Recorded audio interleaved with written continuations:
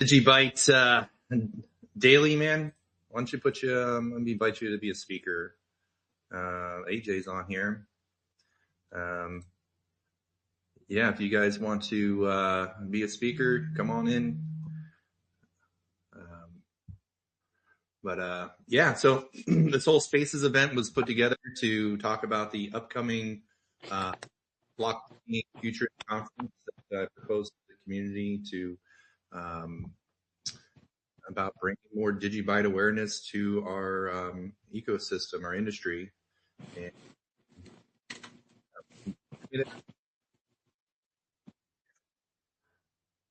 I was hoping to get more people in here before I start talking, but I can go ahead and pitch this idea to you guys.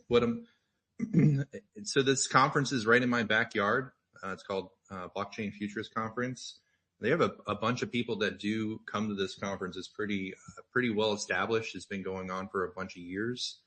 And the entry for us to get involved, to get a booth, is pretty cheap. They're asking for $5,000 for a booth. The booth is turnkey. It's only thing I have to do is show up with our swag. They do the design of the table, the backdrop. It's a small booth. It's a 5x5 booth. The booth comes with a speaking spot where I could go up and do a speech in front of people about Digibyte and what we're up to. And then it comes with 3 free tickets. That's really the gist of what I want to do, is bring awareness to our community, and then also network the room to meet all these people, all these other booths, and just establish relationships with other like-minded individuals in our industry, and let people know that we're here. I think based on my last conference, the number one thing I heard was they thought Digibyte was gone. And meanwhile, we're here quietly building, still building. It's amazing what we're building. And I just want us to use this conference as a way to tell the world that we're here, we're strong, our community is strong, and everybody else is really building in the wrong direction. We're building that foundation that everybody seems to have forgotten about. They're running it like a business to get maximum amount of profit, and they don't care about the vulnerabilities and the path, all the bridges and everything that can go wrong with blockchain technology with these hackers. That's not their focus. Their focus is,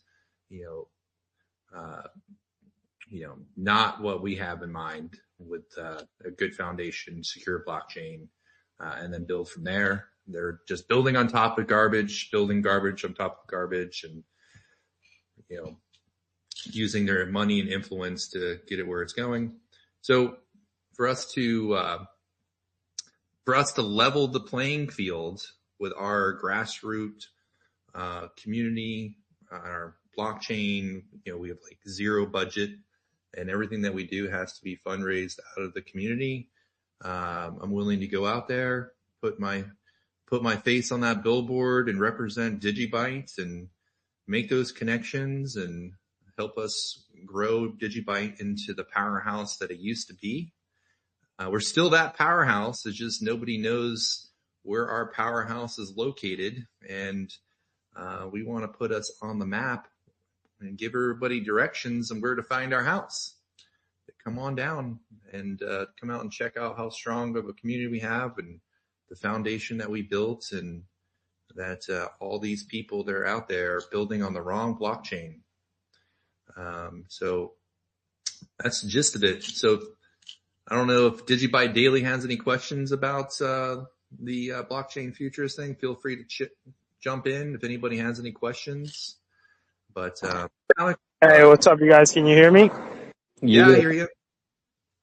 Sorry, I'm in the street about to order some food, but I guess one of the questions would be, I think this would be important for the rest of the community gauge, is I guess what theoretically would be the best strategy approaching the trade shows, and And for anybody that had questions on, what could be the end result of this, right? To gauge a better perspective on why the trade show conferences are important, and almost if there is like already a structured method of attacking these trade shows, or are we going to just bounce out of the regular attack theme that goes on with trade shows? How would we stand out, and, the strategy behind that plan? I think we would have to discuss that a little bit. I think actually someone, in fact, I got a really good memory for remembering things I saw or heard, but a terrible memory for who actually said them, so forgive me. But I believe someone was just discussing on one of the last spaces or two that they were in the process. There was the beginnings of a process. There's thoughts of a process of an official way to let someone become a DGB representative, if you will. Adam, obviously you'd have my vote based on the content I've seen. It'd be nice if there was some sort of official process, but I understand with an event that's coming up close, something may need to be like fast-tracked, quasi-approved, if you will. Sounds like there's a lot of good options there for visibility. I think it's another one of those, trying to think timing. Okay, so yeah. So it's another one of those things that people are going to be like, oh, you guys are still doing this? Yeah, not only are we still doing this, go talk to these other spaces that are currently in despair. Here's just, 101 things off the top of my head that we have going on. Like, oh, you guys are doing this, and we solved this, and we got this going on. We got people that aren't even getting paid that are doing these things that could help out in these ways. I mean, I don't, other than getting a particular feel for what they're really looking for, or realizing that what they're looking for, we already have it and provide it 5 to 10 times better than the next best competitors. We got the road to build on, so to speak, the highway to drive, the infrastructure's there. I just got to hop on it and build on it. Sounds like a lot of those problems are being solved with onboarding for, merchants and vendors and that sort of thing in the future. So my notes real quick while you're talking. What I learned on the last conference is it's a personality driven business. So we can have the best product, we can have the best community, but if we're not connecting with the personalities of the people who are making these decisions that we want to more listings. We want more opportunity to branch, to utilize our blockchain, and this is where they're hanging out. They're going to these conferences they're going to these conferences to primarily to network, and to make these connections. And, for us to move the needle, we need to build these relationships with these decision makers. I mean, trying to reach out through social media definitely doesn't work. Like sending a message to Kraken from an X account or whatever, or trying to email them their support email, we get nowhere. But when we have an opportunity to meet somebody face to face and have a real conversation, really helps get to the next step. And we're in a challenge too, where what we're asking these people to do is to help us as a grassroots movement with zero to no budget to make things happen. So we really have to show our good personality and what we're really about, and get them to believe in us and believe in what we're trying to build, and really pull on those like heartstrings of what cryptocurrency is supposed to be about. And then, I would always ask these people, like, what do you want your exchange to be? You want it to be a casino? What do you want to sell? Like, here's our product, proven, blockchain, large community. It's like, what are we selling here? And then, so that's part of the challenge is, I mean, if we had a huge budget where, pre-mined budget, like, or there was no mining and there was just we had tons of coins to distribute out, or we had some sort of like inflationary minting of coins for Infinity, like Solana or Ethereum, or But that's what makes us different is we didn't do that. different. So when we're trying to approach companies that are gatekeepers to these exchanges and we want those listings, that's what they're used to. They're used to people just throwing money at them. And I know some of the other projects that are similar to us that have a max supply, been around for a while, they're decentralized. They have foundations that are raising money and doing grant donations to continue to build on their blockchain. And so we're different. I mean, we don't have, we've survived and been this long without really much of a foundation, or there's been some in the past, but we're proving that you don't need any of that to still maintain and still grow. It's just extremely slow, and sometimes it's aligned and sometimes it's disorganized, and that's for a family in this process, and we all believe the same thing.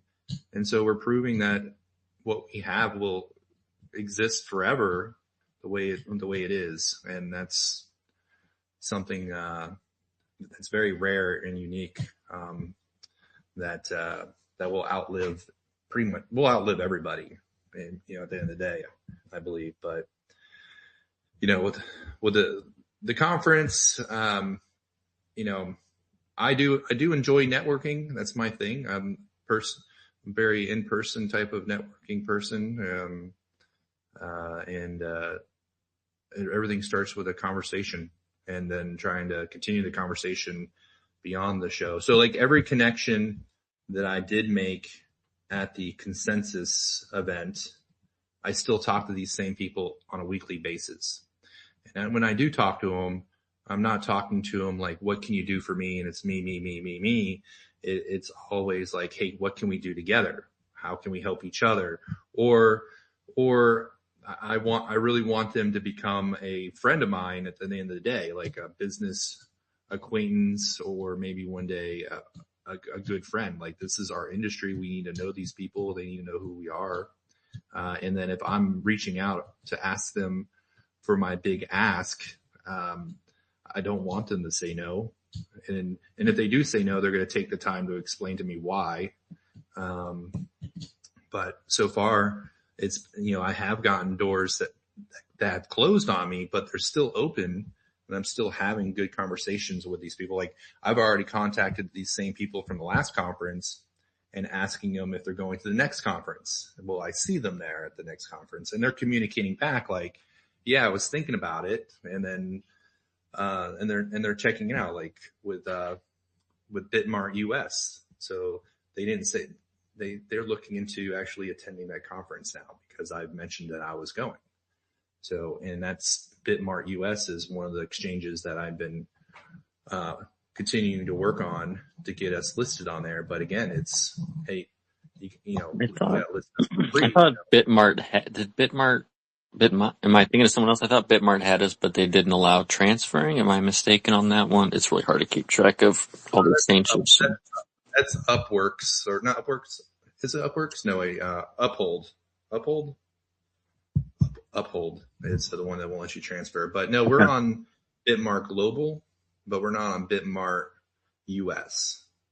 Okay. US I think they have different ones, because I think there's a Bitmart Korea or something on earlier, or some other different one. I guess I didn't realize it was different. I just kind of, associated it all with the same. Yeah. So that's the thing, it's why people go to these things, to network.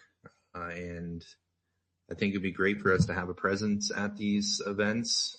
And I would love to see us do like one a year, just one conference a year. We know exactly what the cost is. And then we can just have an annual fundraiser to do it. And then what's also cool about the Blockchain Futurist Conference is that we can lock it in and reserve it without any money down. And we just have to pay, 30 days before the event.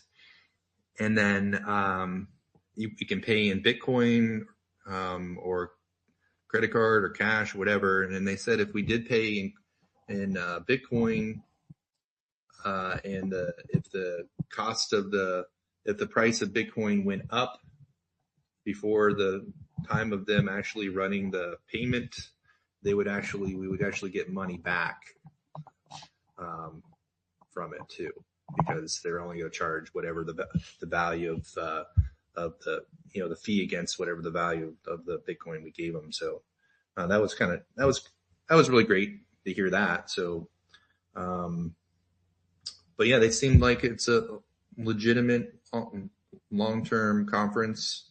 I think it would be good for us, and the only thing we would have to raise besides the 5K is talk about like the swag and what we're going to give out. Like, I thought about maybe definitely information about the DigiDollar, and maybe some things to hand out, and they can put in their bags as they go by. The typical conference stuff. Maybe I don't know what it would be. Maybe some Digibyte stickers would be cool to hand out. Maybe I know a big hit was always those little tin containers with all the little tiny mints in them. We can be cool to have like a Digibyte mini mint tin thing. Those are cool. I like those. I would keep them in my truck. And don't you think literally everybody at these shows do the mints, bro? Oh, we do want to stick out a little. I went to every booth. I went to every booth at least 3 times last conference. I worked it for 3 days.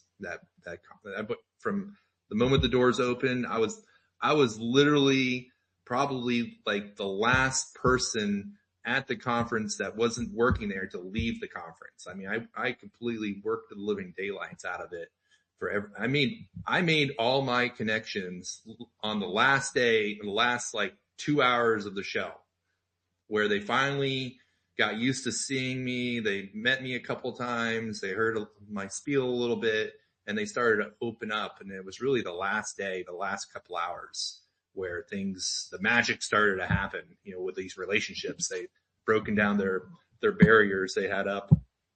And, that's how we were able to, talk with Tangem and Bitmar US and CoinW and some others, some other big players. BitGo was a huge player, that I had some meaningful conversations with. So, I think they're still watching us. Like, they see us continuing to go into other conferences and doing things. And I'm trying to get the world's largest custodian of cryptocurrency to make a decision to list us for no money.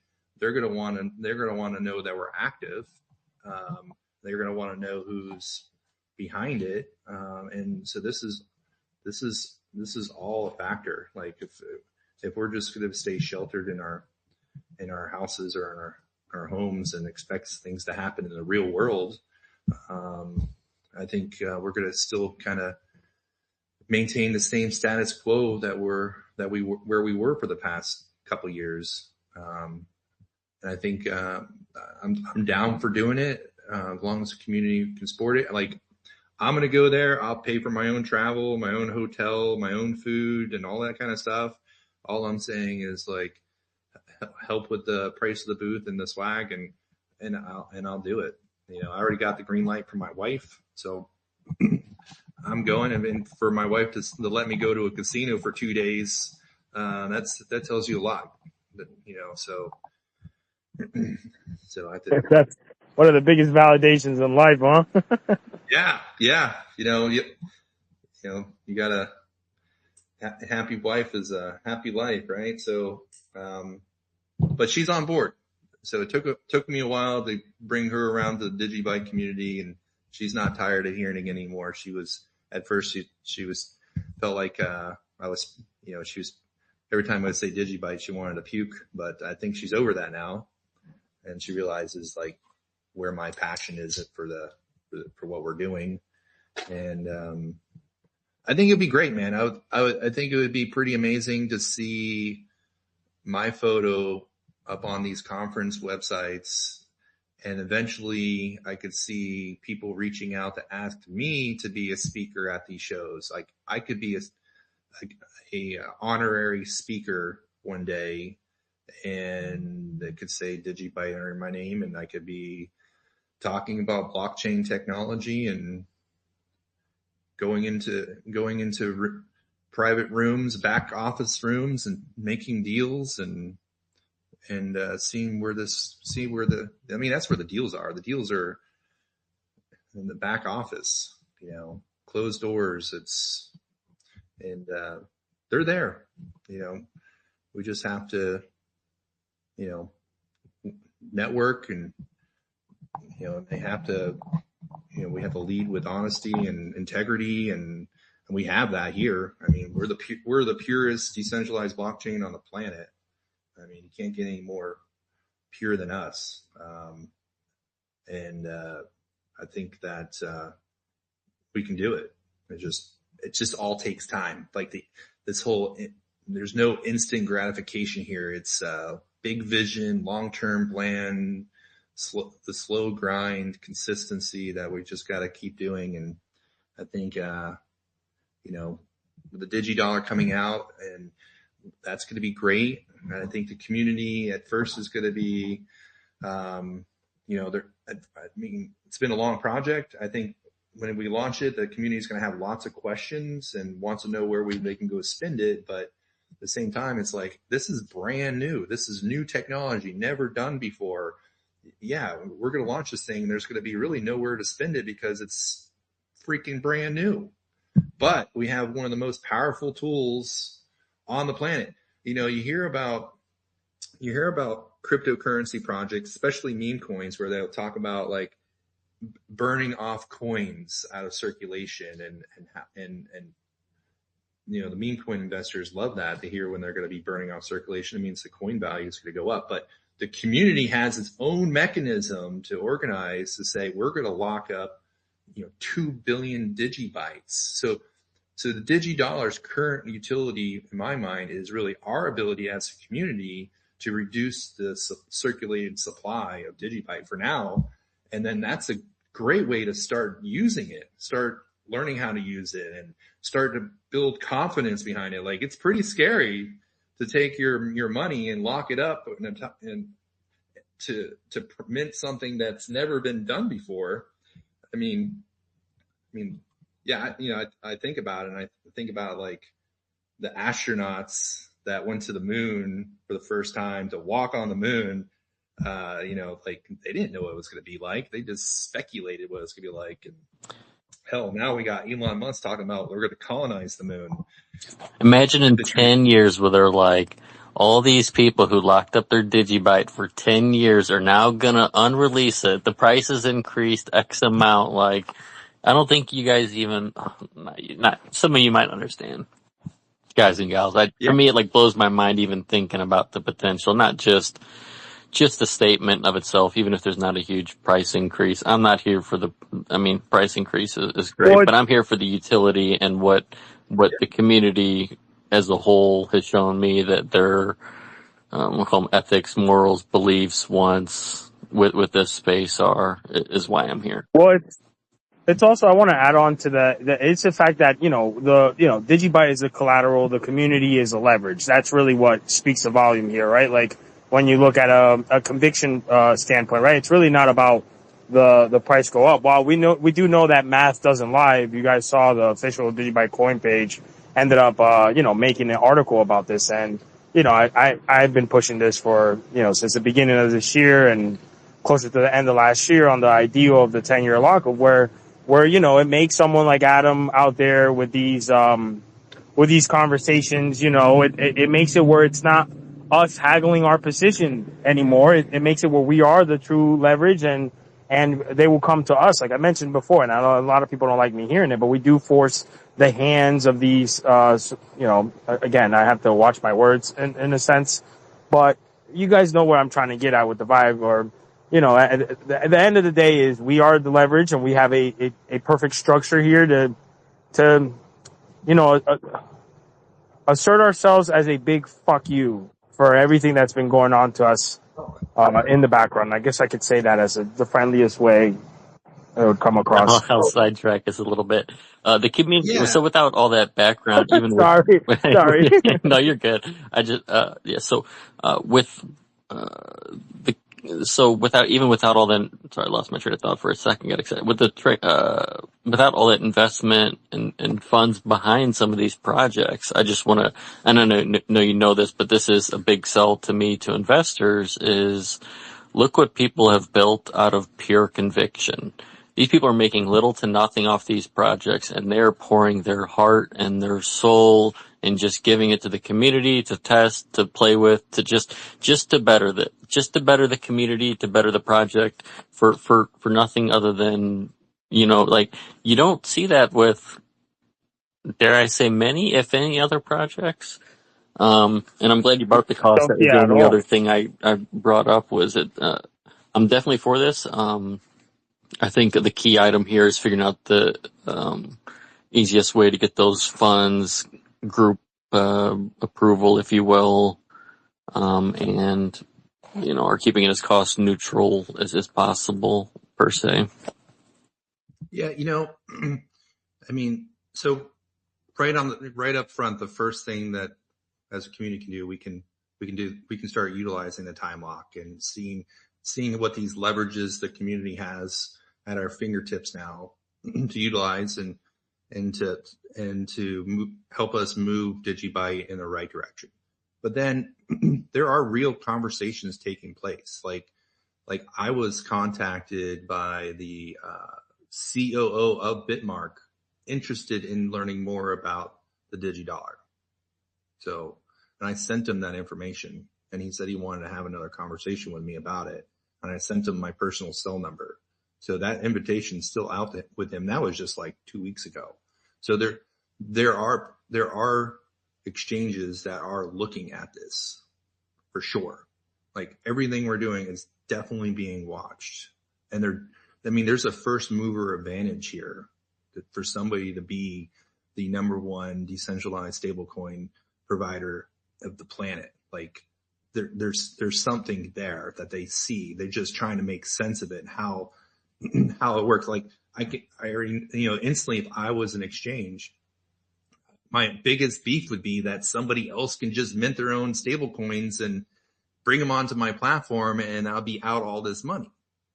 But until they start understanding, like, yeah, they brought all those DigiDollars on your platform, but guess what? They're going to need those DigiDollars back. Like that, they need those. But yeah, they're using them today, but they're going to need them back in 30 days or 2 years, 3 years, 4 years, 5 years, or 10 years. They're going to need it back. So there's this, it's going to take time for them to understand like how they can put the liquidity behind it to off ramp it. And, I've talked to some of these, stablecoin companies about like, you can do like a ladder investment where you time lock your Digibytes into multiple different time locks. And so when somebody comes on the exchange to off ramp it into fiat, you just have to sell your Digibytes to pay for that off ramping that you can go and do a partial redemption of your time lock at that very moment to replenish the money that you put out. So there's a strategy there. So when I do talk to them, like you're actually going to put up less money to establish this stable coin than you would any other stable coin, because, Wouldn't it be, and I'm sorry, Adam, I don't mean to cut you off, but wouldn't it be better if we just made it where we didn't even have to put any money? yeah, that's where we're going. And that's what I've been telling people. Like, everybody thinks about like, oh, well, how do I turn it into greenbacks? Like by 2027, we're all going to be on stable coins and it's all going to be out there digitally, and we're never going to have physical money in our wallets ever again. That's where it's going. Like at the consensus event, I heard JP Morgan's guys on stage talking like stable coins will be here by the end of the year. They all agreed. The whole panel's like, it will be here. Like once this Clarity Act is signed, we're going to be full stable coins controlled by banks. It's going to be the US CBDC system that they say we don't have, but it's going to be, subcontracted to the banks to do it to us. It's going to be here, and we have the first truly decentralized stablecoin out there. So there's a first to market advantage here, and it's just going to take them to pull a Michael Saylor and get out some ChatGPT and create a company around it, But that was a joke. But so, I think that they're watching us. They are crunching the numbers. They're just as interested in how all this is going to play out as we are, until this thing goes to mainnet and we start using it. Like if our community is scared to use it, then it's going to go nowhere. I would say we need to at least time lock, so at a certain time have community, quarterly time locks or whatever, education on how to do the time locks. And then, I know Jared on his, block index, website, he's accepting DigiDollars for payment, for his memberships, which that's cool. I think it's just going to take time. What would be your ideal, time lock as far as a community? Because that's one of the things that we have to gauge too. I think regardless, there will be a community like lock day, right? But, I'm obviously, I feel like the most beneficial for us would be the long-term play, right? Because it's not alone just the conviction, right? It just allows the system health for once, because look at again, I on this digital awareness space and on other spaces and for the community in general, we tend not to acknowledge price at all, right? So, and because of that, when you look at locking up at a price like this, and removing what could potentially be, $2 billion if we did do like $500, or even we did the minimum, you can gauge 1 to 2% of the total supply, the circulating supply, right? It infrastructures, not just the conviction play, but the system health in general. And, even if you look at a point where you would have to break even, think about the community locking at this price, right? We're not going to see this price again when the locks happen. This is just math, even if there were going to be rolling locks, math wouldn't allow the price to physically be there again. It would, for us to be at the start of locks. You guys get what I'm saying? Yeah. I get it. Yeah. I look at it like this is an opportunity for, a lot of people have, they've been with us a long time, and the charts are ugly and they're still holding on.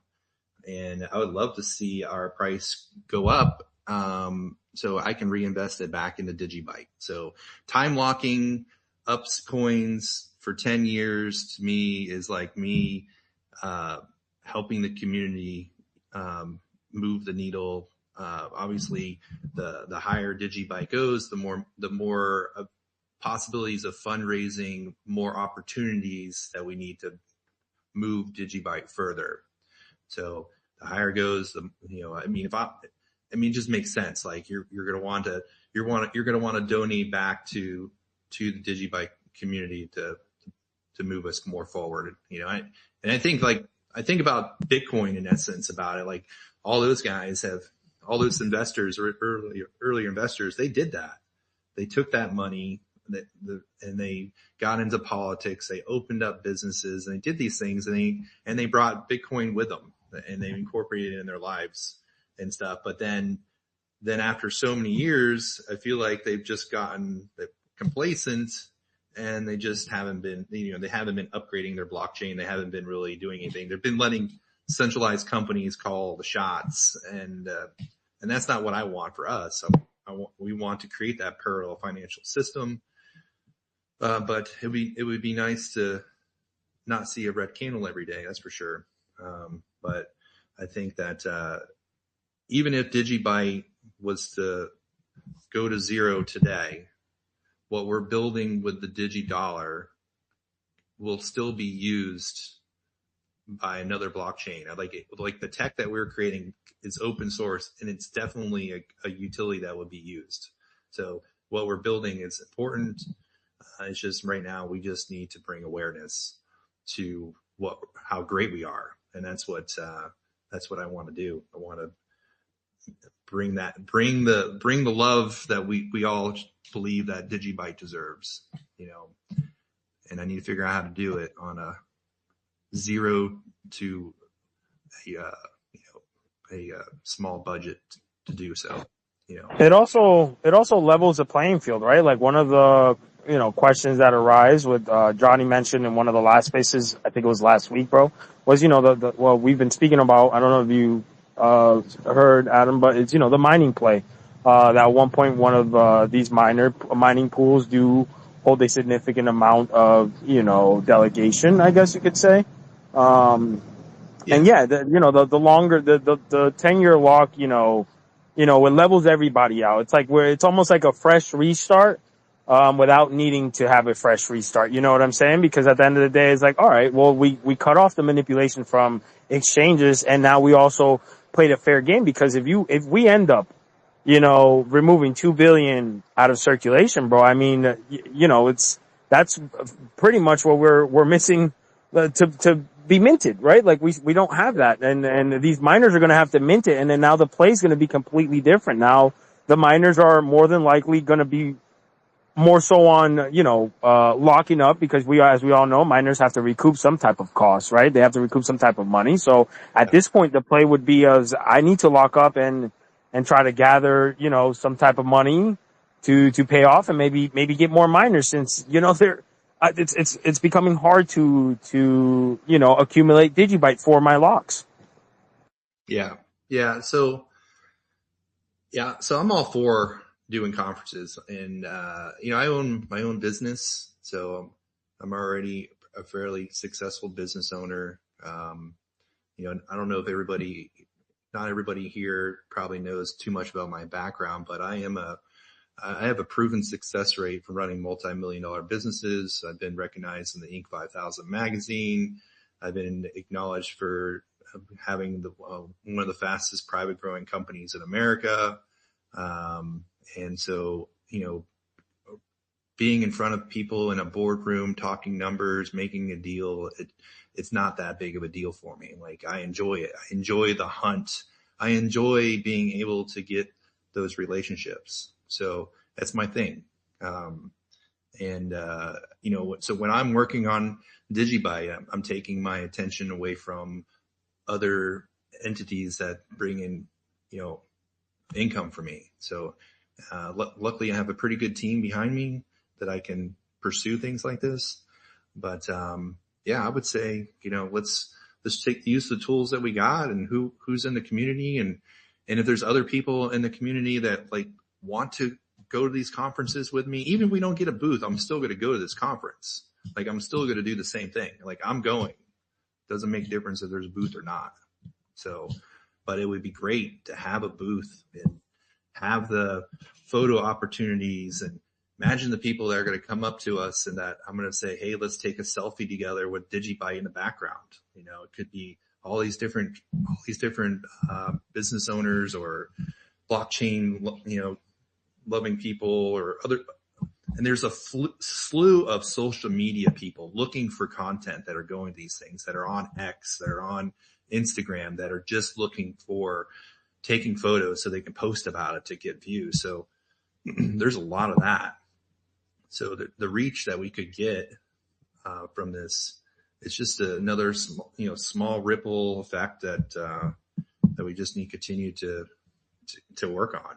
Now, we did get an offer. Like, there was another conference that I would have done, but it was a conflict with my family's vacation, and family first, right? So I had a opportunity with Rare Evo 2026. They gave us a free booth, free speaker spot. They wanted us there, but it was too soon. Like, it wasn't like they were giving us, like, for the Blockchain Futures Conference, part of that package is like they're going to set up the table. They're putting the graphics on the table. They're putting the graphics on the backdrop. Like, all that logistics of travel and setting all that stuff up, it's taken care of. Like literally just got to show up with a smile, with a box of swag and make shit happen. And, but with the rare Evo, I would have to bring the whole booth setup. Like there just wasn't enough time to design and fundraise, a couple $1,000s for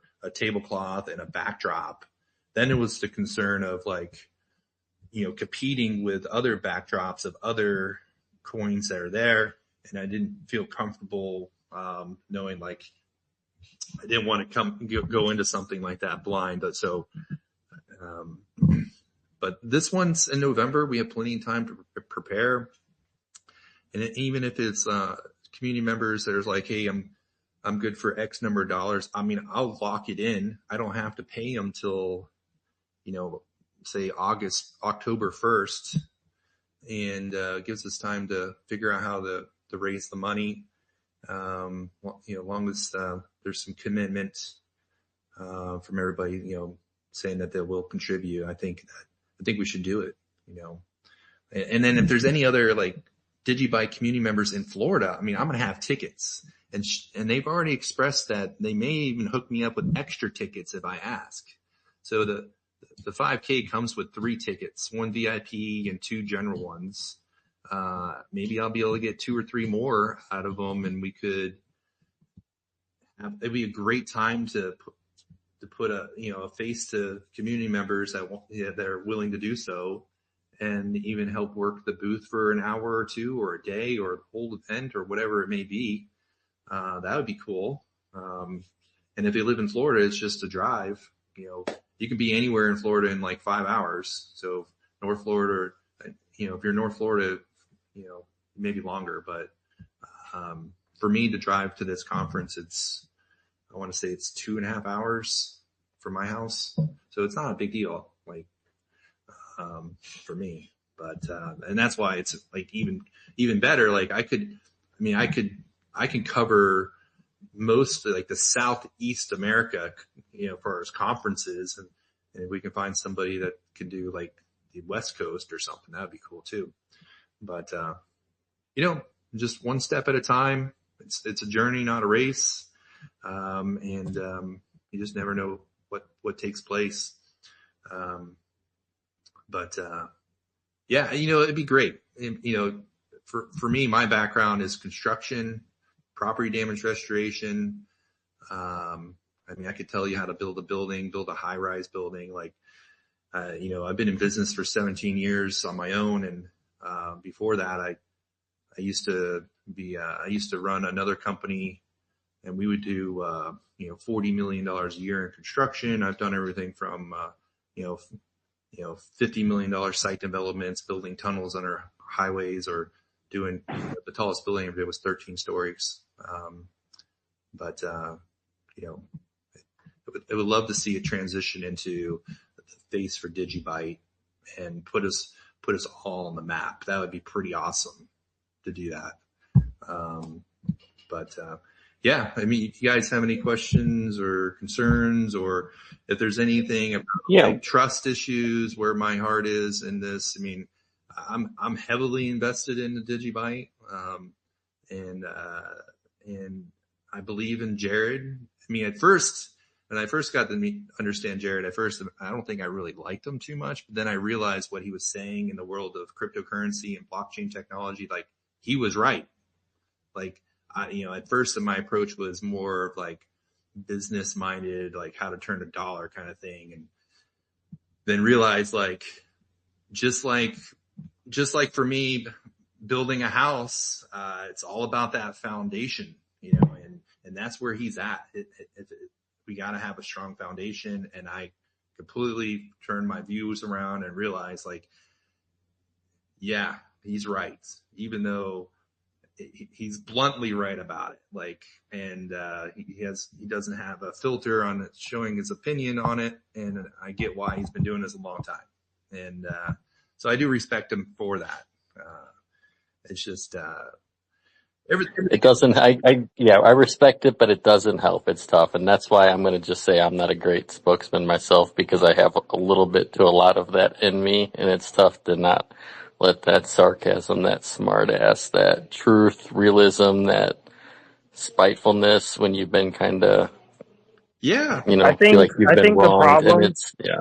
my bad. I think the problem is that everybody ties it as to one entity when Digibyte is a global, parallel system that we're trying to achieve here. It's not, it's, no asset should ever be tied to one particular face. And I think that's what got lost at one point. And it makes sense, right? People are going to naturally always look to where they can blame.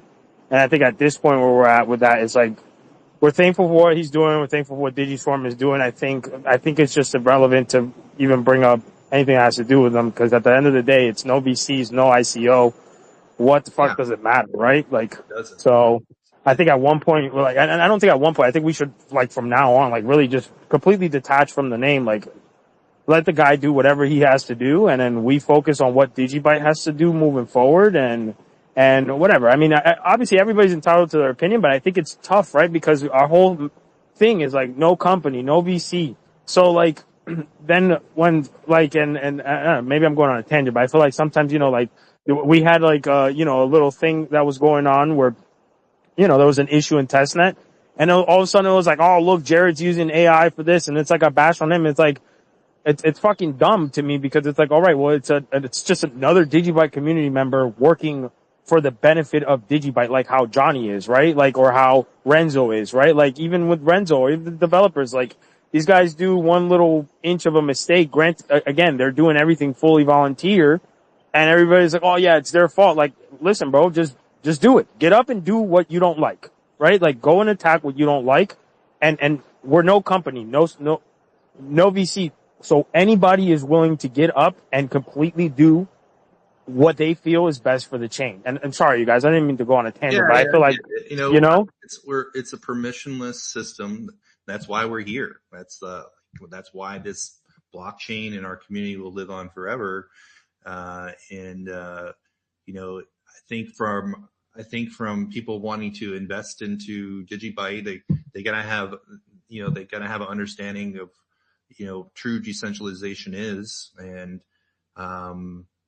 unfortunately people want to know who's in charge, even though there's nobody in charge.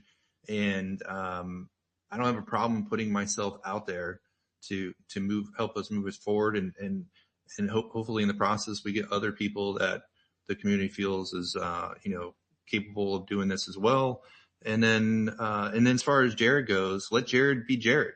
Jared, be the genius you are, and just keep doing what you're doing, and don't stress about anything but doing what you do. And that stick with your wheelhouse. And I think, just all of us in this space right now, just committing your time to talk about this conference, it just shows you, like, everybody in this room can go to a conference, or can at least do some part of it to network and stuff. I mean, guys are doing spaces now.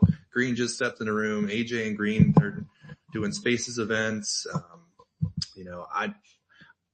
Spaces events for me have to be pretty consistent to get a big audience. So I just don't have that consistency to do it, because it's not my wheelhouse. My wheelhouse is something else. But yeah, I'm excited about it. I mean, I would love to meet other people that are here on X at the event. I think I threw out an invitation to Anthony, who did the DGB Click IO site. He lives in Miami, I think.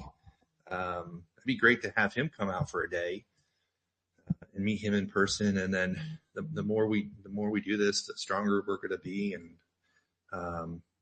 then go from there. But I'm excited about it. I think it's going to be a lot of fun, and and it's at a casino, so hell yeah.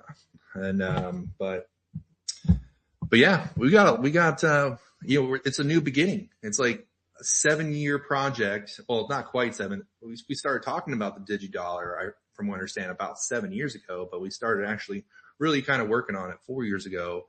And here we are coming to the end of that chapter, but we're now starting a new beginning of a new chapter of, how do we get the DigiDollar adoption? How do we utilize it? But then at the same time, it's like you got Johnny Law creating like a theft tracer application in DigiScope where we'll be able to, anybody gets their Digibyte stolen, we'll be able to put together and trace everything for them so they can report all this stuff to the authorities to hopefully, get the person who stole from them arrested and or recover their Digibytes. That's unbelievable to say. Like, not only are we the strongest blockchain in the world, we also protect our holders by offering in essence, a free theft tracing application that you can access, ran by our on-chain AI agent Enigma, that's going to do all this for you. You just got to put in the information of what happened, and then wazam, you're going to have all the information you need to report this. Like, I'm not aware of any other community or blockchain that's doing that, but that just tells the whole world, like, don't screw with Digibyte. Don't screw with us, because we'll come for you. Like, don't tread on Digibyte. And that's going to send a message.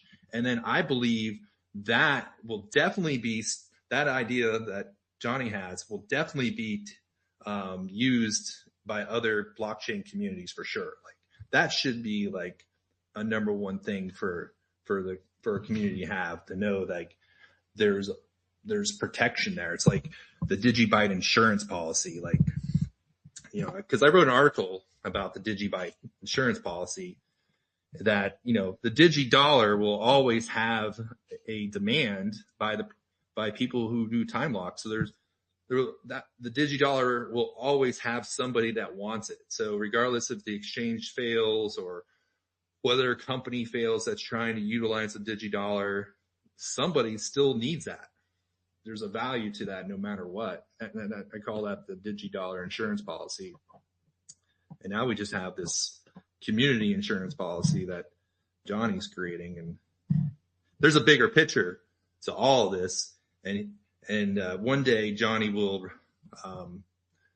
bless us with this big surprise that he's big picture that he's working on, that he's not telling anybody what it really is. But I'm sure that one day we'll find out, and every little thing that he builds is leading up to what his grand thing that he's gonna release to everybody one day. I mean, it almost feels like, everything that Digibyte has done from day one of when, January 10th, 2014, when they released Digibyte, has been leading up to this moment of, stable money, and it's like from the security and, I don't know everything, but it just seems like this is the end game for Digibyte of like where we're going to leave our mark on cryptocurrency. It's like, I've been writing articles about it, and I've been really striking a lot of conversations with people asking questions like, what was the second most innovative thing that cryptocurrencies ever created since Bitcoin was invented? Like, what was the second most innovative thing that we actually have ever done in crypto? And it's quite obvious that it's these centralized stable coins that are transmitting money across the world right now. That's the second most important innovation cryptocurrencies ever created, is stable coins. And those stable coins are controlled by companies. There is no truly decentralized stable coins on this planet until just say July 4th, 2026. Just say that's the day. Just say that's the day that we release. It's possible we could release it that day. And every OG project besides Digibyte has dropped the ball and hasn't pursued decentralized stablecoins. Like, where was Bitcoin? Where are the Bitcoin developers at? Like, how did you not see that decentralized stablecoins is the way? Because every bank, every government saw that's the way, but we let the second most innovative, groundbreaking technology go to a company. So that's where it's like, that's why I believe that Digibyte releasing the first ever truly decentralized stablecoin is the second most important innovation to blockchain technology since Bitcoin. There's Bitcoin, store of value, and then there's Digibyte, the collateral layer for decentralized stablecoins. That's it. We could be the biggest thing since Bitcoin. If we can educate and advocate for everybody out there to understand like how important this is for us to take back decentralized cryptocurrency and make it what it was supposed to be. And in essence, I say let's complete what Satoshi started and actually make cryptocurrency decentralized. That's actual stable money that we can use every single day. That's not relying on a central issuer, bank, or anybody, government, or anybody. I mean, at the end of the day, that's pretty amazing. And I think regardless if things play out like Green says with delistings and we need to get our coins off and everything's going to go to zero, then all of a sudden we're going to hop into a rocket ship and we're going to surpass, $100 a coin one day. But that would be some shit there if that took place. And it's quite possible too. I think everybody listening, like, that's the message. Like, we are creating the second most important innovation to cryptocurrency ever, decentralized stablecoins. And I don't know if anybody would disagree that stablecoins is the second biggest, innovation in cryptocurrency. I can't think of anything else that would say, wow, what is our number one utility? Our number one utility is moving money across borders right now, for it to be stable and for it to be decentralized. That to me is it. That's the most important thing.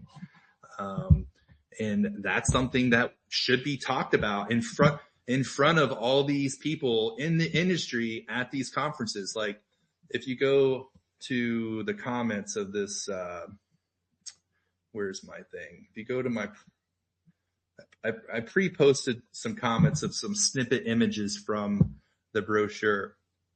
And it says in here that there is going to be about 12,000 people that are going to go to this conference. And 85% of the people are advanced industry participants. So they're experts. 85% of the people that are going to be at this conference are experts in the industry. And I believe, based on my last experience at Consensus, that literally everybody has been brainwashed. Like, they're new to the industry, or they're coming from the banking industry, and they're just programmed like Bankcoin, gift wrapped crypto Bankcoin, sell. How do we on ramp? How do we off ramp? How do we get AIs to spend our stable coins? And once I said the word decentralized stable coins to these people, I was getting the side eye. I was getting the tilt head of like, what the hell are you talking about, decentralized stable coin? And they were mind blown that there was even such a thing could even be possible. And they were in disbelief that it could be possible. It's like, well, same thing with Bitcoin. Everybody thought that was a Ponzi scheme and would never work and could never be money. But here we are today, 15 years later, whatever it is. And, we're on the same path as Bitcoin. We have to prove what Jared and Digibyte team has created will be a truly decentralized stablecoin. And it's going to take us to start cutting down the forest and running our path, creating our own trail or paths forward, because it's new, brand new, never done before, and we're going to have to be patient. This is a big picture, long game process. And, let's leave our mark on history together. Let's stick with it. We've already stuck through some shit already. Let's just keep going, that's where my opinion is. But Have you ever had a question that kind of like stumped you, or that you've heard about Digibyte that you didn't really know how to have an answer for it, either for yourself or think the community as itself doesn't have a sufficient answer for that, either in the past, present, future? So the only areas where I stumble or stutter on is really trying to understand like our Digi assets stuff. I'm still trying to wrap my head around that. But as far as, what we've created, maybe I don't, remember off the top of my head. I mean, I definitely read about all of our, innovations. So those areas I'm fine. I think it's really, really need to understand Digi assets a little bit more. And then I understand Digi ID fairly well, but I don't understand how I can get that application out there further. Like, how do I sell that application to website designers? Like, I'm still struggling on. So myself, from an IT standpoint, for that particular feature is security with, we'll call it anonymity. So I'm securing a user account without storing particular personal identification information for that user that's easily either identifiable, traceable, hackable. I mean, if it seems like a much more secure way if you've gotten, and I've said this probably every time this is brought up, so this will be the fourth or fifth time at least. You get like 2 of those letters a month. Hey, so-and-so, and it's always from these holding companies, your data was compromised, we'll give you free credit monitoring, yada, yada, yada, your password, because their databases aren't secured because you're using a password that's stored in some plain text. It's not like DigiID where it's a, I'm not very good at explaining it, but it's a different logon procedure where you have the logon process in your hands. Someone can't take that away from you. Yeah. I mean, I understand that part of it. I've talked to web design companies about it.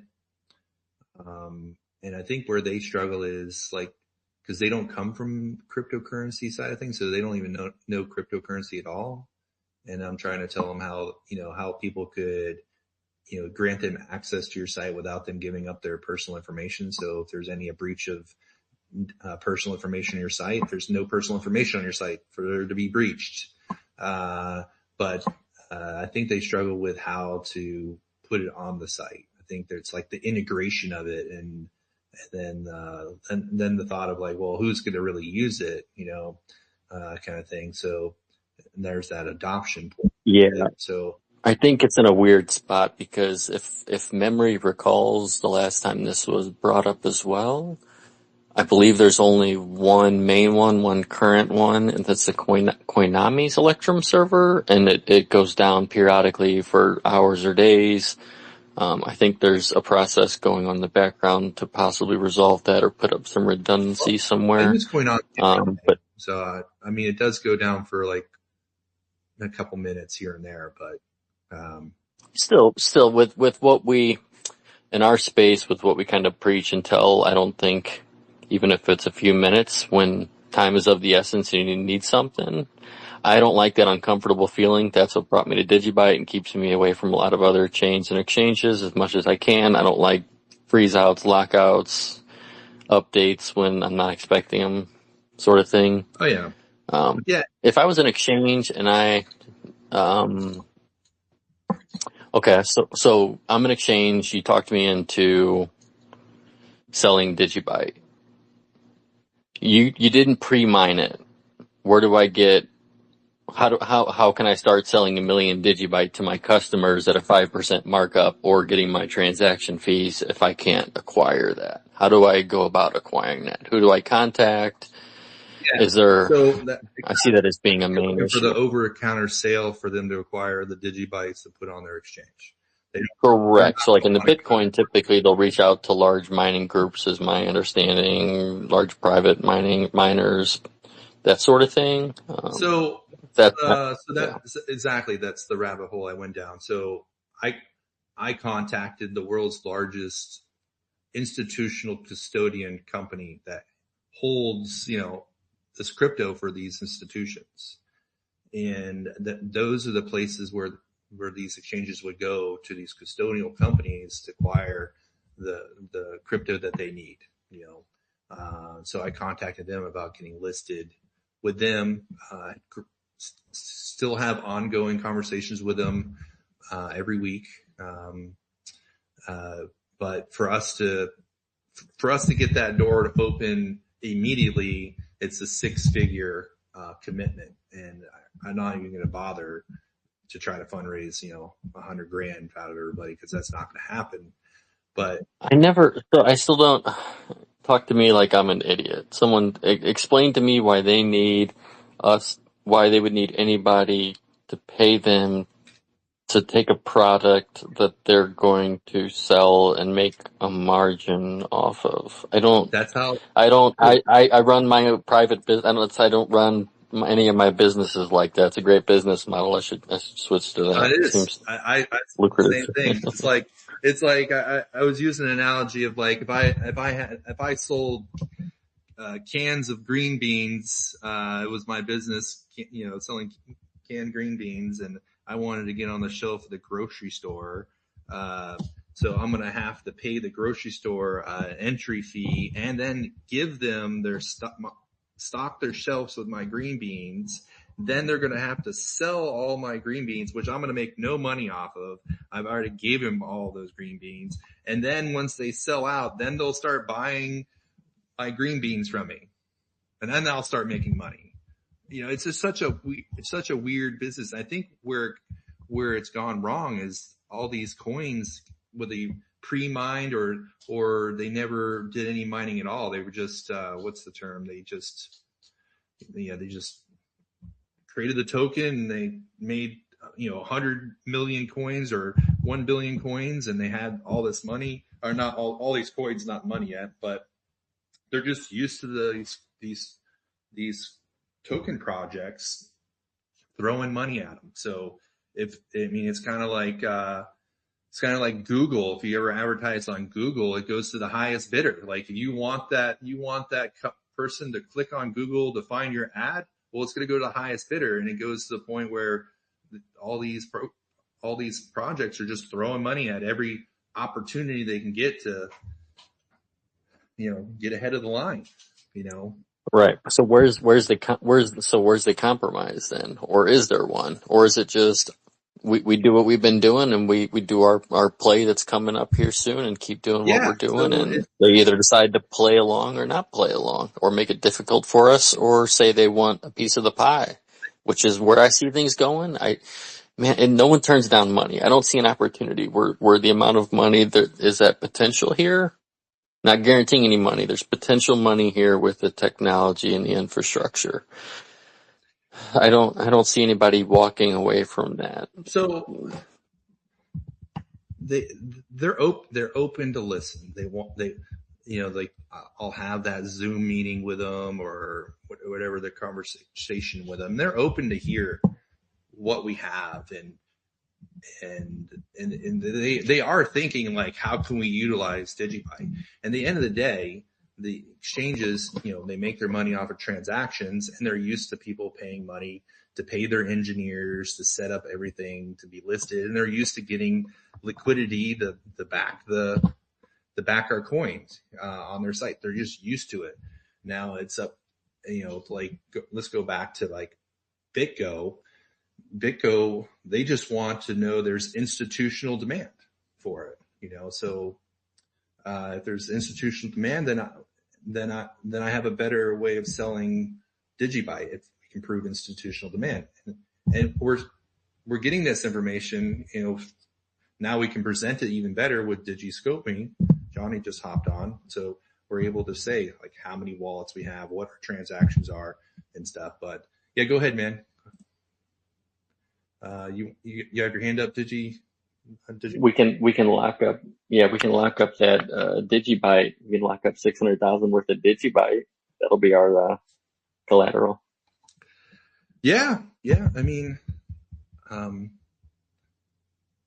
that's, absolutely. And, it's just these exchanges you deal with, you don't deal directly with the decision maker. You're dealing with their salesperson, and then you have to work through that process to get to the next gatekeeper.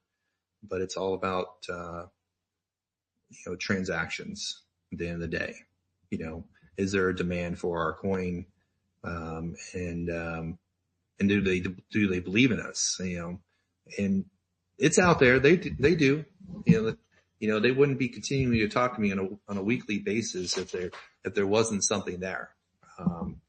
But it's just we have a harder sell to do, and there's lots of other coin projects that are willing to throw money at it, lots of money at it.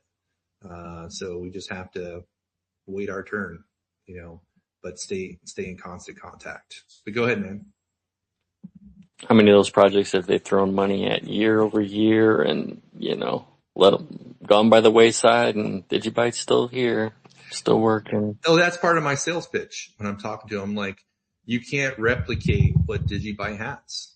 I mean, we have a proven, going on 13-year track record that we're an OG project, like truly decentralized. Like, what products are you selling on your exchange, and what does your exchange want to sell? Do you want to be at the casino? Do you want to represent what cryptocurrency was originally about? Like, what do you want to do? And I would sell that image of who we are to them, and usually the person I'm talking to, they get it. Like, they want us, but they work for somebody else, and they have their set procedures and stuff.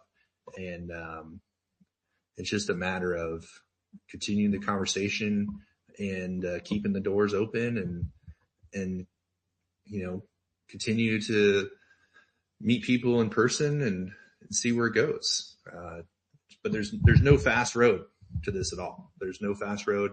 I mean, what the Digibyte team has done so far, all the listings that we have that are out there, it's amazing. Like, I don't know, we're listed in like 200 different places or something crazy. All the decentralized exchanges, the big exchanges that we're on, Binance and Crypto.com and OKX, and there's a bunch more, but they've done a fabulous job so far. It's just, the past couple of years, it's been tough. It's our turn to have a new group of volunteers to step up and dedicate their time and go from there. Go ahead, AJ. You got your hand up. Hey, I know that this is a little, out of, like, it's out of nowhere, right? It's like random, but it would be dope to see you, and I don't know if Johnny's down, but to see you guys at the conference, right? Like, if you and Johnny were out there representing him, like the creator of Digiscope and the champion of Digibyte, as the face of a booth at the conference. I don't know. Sorry, Johnny. I just was thinking about it. I'm like, hey man, let me shoot my shot, bro. That would be something. I can always Photoshop his ass in and say he's there, but that'd be funny too. Just an AI visual of Johnny. Yeah. I could AI him in different, like, random places in the show, be like, oh, there he is over at the food court eating a hot dog, or something like that. Johnny's like, I've been seeing your exchange. I know what you're doing, bro. It's like, yeah, Photoshop him in, and that'd be something. You never know. But Digibyte Daily, you have something, man? No, maybe it's just the hand and stuff. But yeah, I don't know. Let's see where it goes. We got to figure out a way to properly raise the money so everybody's confident that the coins that they're contributing is going to the project. So a way to do it so that you guys know 100% of what you guys give is going to this mission, and that way there's no breakdown of trust. There's no one feeling like I spent the money somewhere else than what it was. Something like that. We got to figure that out. But I mean, that's just logistics of it. I mean, I could create a new wallet specifically for it. We could list it on Digiscope Me, and you guys could see what's in the wallet. And then, I mean, everything's transparent. You could see, what will probably have to take place is reality is we would have to convert it to Bitcoin and then pay in Bitcoin to the conference.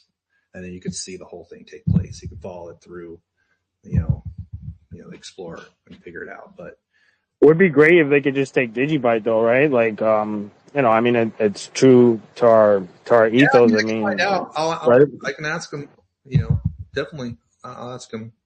But yeah.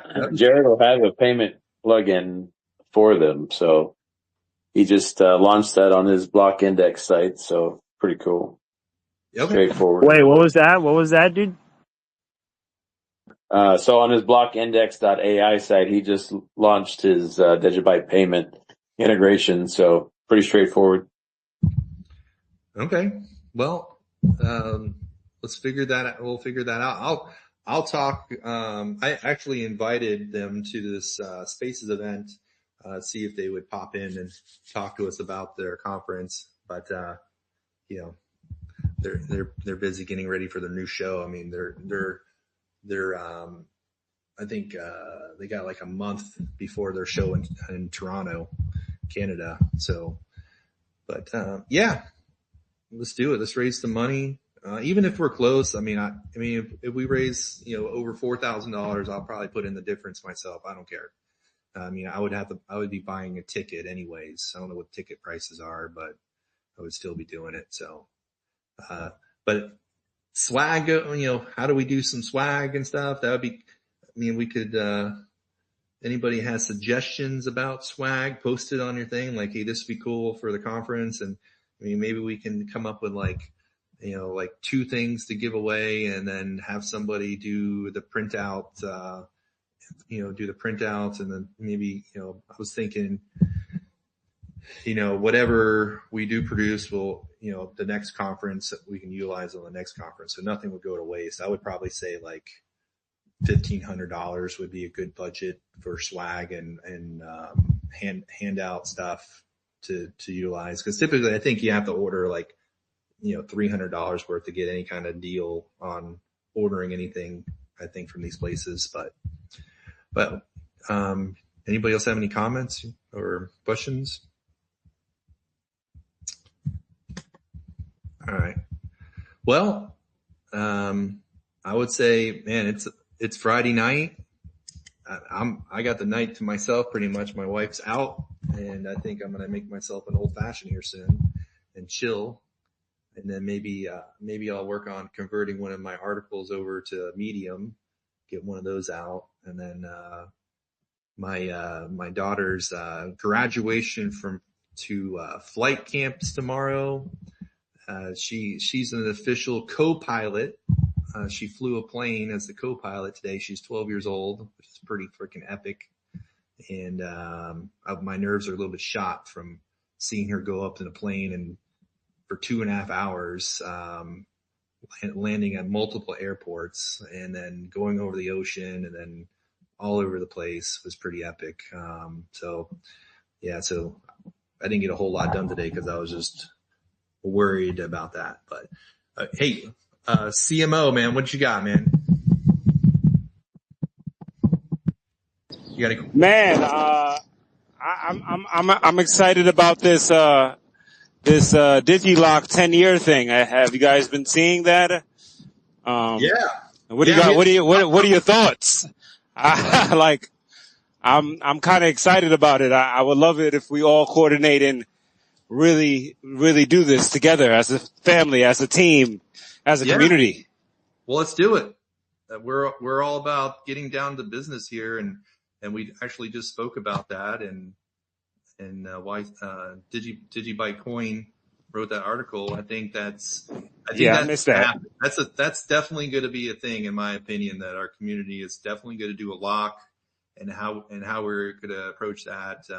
It'll definitely be organized and campaigned for sure. I think that's going to be the first utility use of DigiDollar that we're going to have, and it's going to be interesting to see what takes place if we lock up 1 billion coins or 2 billion coins or whatever. It's going to be interesting to see what happens. AJ, you had a question or comment, man? I see your hands up, man. No. No, it sometimes the space glitches. It does that Oh, to does me it? It too. just But kind of no, sticks up there. yeah, But yeah, yeah. No, I didn't put it. My bad, dude. oh, that's all good. I didn't know. It's good to know. But yeah, I think, doing a community lock is a great way to educate and advocate for the use of the DigiDollar and obviously the possible price action and impact it's going to have on the available coins in circulation. And, it's going to encourage people to take their coins off these exchanges. And anytime you take your coins off the exchanges, it's a good thing to own your own, to secure your own keys. So all of it's good. It's just getting out there and using what's about to happen. It's going to be great for the community. Until we do it, we won't know. And I think that, just don't know. It's going to be something, what the cause and effect, and crypto is crazy. So we'll see. Yeah, I feel like it would show so much community, and it would be something. I mean, I don't know if I haven't been in the crypto space for too long, but I think they've never seen anything like that, right? Yeah. For the most part. So I feel like that would be just a great people event. It's like it's like in A Bug's Life when the little ants was taking over. You know what I mean? So. Well, once the community, we start promoting this thing that we're going to do this, and every single page, every single social media page that ran by a Digibyte person starts telling the world that there's going to be a huge lockup and reduction of circulation. It's going to get a lot of eyes. It's like CZ spreading the rumor there's going to be 1 trillion coins. Spoiler alert, it's coming. It's coming. What's coming?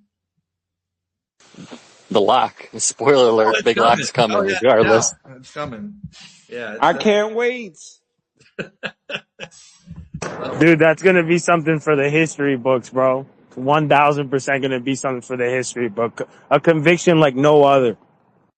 Oh yeah, it's gonna be insane. Yeah, I think that when we do it, how soon we do it after the mainnet release. I think that part of me thinks like we get this thing up and so say if we release the DigiDollar, we do our update July 4th to release the DigiDollar. It's going to take time for all the nodes and everybody to update. So from what I understand, once it's released, it could take 3, 4, 5 months before this DigiDollar is even available for us to mint. Do I understand that right? That's how it works. Since it's so decentralized, we have to have so many of these nodes to update to the new version before it's available. So it's not going to be instantly available. As soon as Jared says that we released it, it's not going to be here, because we're so decentralized. I mean, we're literally the third largest decentralized project in the world. So it's going to take some time. So again, patience. Hey, Adam. Yep. What's happening? Adam? Yeah, what's happening, Junior? Yeah. I was wondering, talking about that, going in on the same point, I was, wondering and brainstorming here, is there a possibility once the DigiDollar is active in mainnet, set up like a day, that everybody can, lock for years and then keep track of that? Just a thought. Yeah, absolutely. Like community event, like set up a day, for instance, like 1 month after the DigiDollar is active in mainnet, set up like a date, and then, post it in every, media, all the community, so everybody can, donate whatever. I mean, you can buy 10,000 Digibytes, whatever, and then keep track of that amount. It's like a good start to know exactly, for 10 years, of course, like people that can, of course. Yeah, I mean, we're going to be able to see everything. So absolutely. It's going to be 100% transparent. You're going to see exactly how many DigiDollars have been minted in total. I'm not sure if not 100% sure on it exactly, but yes, there's going to be full accounting ability for us to know how much was locked and how long it's locked for. And absolutely, we're going to end up doing this. It's going to be epic. Yeah, we'll see. By July 4th, we'll know if it's going to be released, and then when it becomes active. And I could see us. I would like to definitely see a bunch of testing done first before we pushed on that. That way, in case there's any issues. But that doesn't sound like it. The amount of testing and revisions and everything taking place to this point, my confidence that it's going to be solid is I believe it's going to be solid. You can see just knowing, Jared and Johnny here and what they've poured into this for the past, 7 years or 4 years of working on it. I don't think there's going to be any issues, but until it's used, I think there might be some limitations at first. I don't know. There may be some guardrails put in just so that, that was one thing too. I'm kind of stuttering back and forth here on this, but when I was at that conference and I was talking about the time lock and one of the stablecoin companies made a comment to me about was it Terra Luna Classic or Luna Terra Classic did something, and I'm not 100% sure on their history of what took place, but they did something like a decentralized stablecoin, and it failed poorly. I mean, it failed really bad. If you look at their chart, it went from like $109 a coin down to zero. But we don't want it. I mean, we're pretty close to zero now, so we don't have that scenario taking place for $109 a coin. But I think that I would like to see it kind of used in the wild for a little bit before we organize the big, huge time lock. But there's definitely strategy and there's definitely a timing thing. I think like if the sooner the better that we do a time lock so that we give us, again, the first to market advantage for our community versus like, Binance doing it on top of us. Maybe. I don't know. I don't know if I have to think about that, but yeah, I'm all for it. Anybody have more questions? CMO, you got your hand up. I don't know if that was from before. You got anything? No? All right. Well, it's Friday night. I want to thank everybody for listening in to me about this, but let's figure out how to get me over to, I'm going to be at Blockchain Futures Conference no matter what, but let's get a booth. Let's show the world that we're here, we're strong, we're building. Yeah, we don't need anything fancy. We don't need the $50,000 booth. We don't need the people wearing bracelets walking around. We don't need the main screen. We don't need all this extra fluff advertising. I think just us having the smallest possible entry into this show, the $5,000, is a great starting point and help build the trust in me with the community and start building those in-person relationships. I think are going to be key. But yeah, that's really it. Anybody else have any questions or comments or anything? And Hey, real quick, sorry, I don't know if earlier we had a space, and I don't know how busy Johnny is, but I'm not sure if Johnny's around for any other questions from the community members. I know that they had some questions earlier about some of the things that Johnny's been working on, and again, I don't know. I just, was brought up in the spaces, and maybe he's going to be willing to chime in if he can. If not, no biggie. Oh, put him on the spot. Be like, hey, Johnny, man, if you're there, spill the beans, man. Tell everybody what you're working on. My bad, Johnny. I mean, you have a way of hyping up the community crazy, dude. You can't be leaving us like this, bro. Let's trace somebody out. Let's get somebody busted.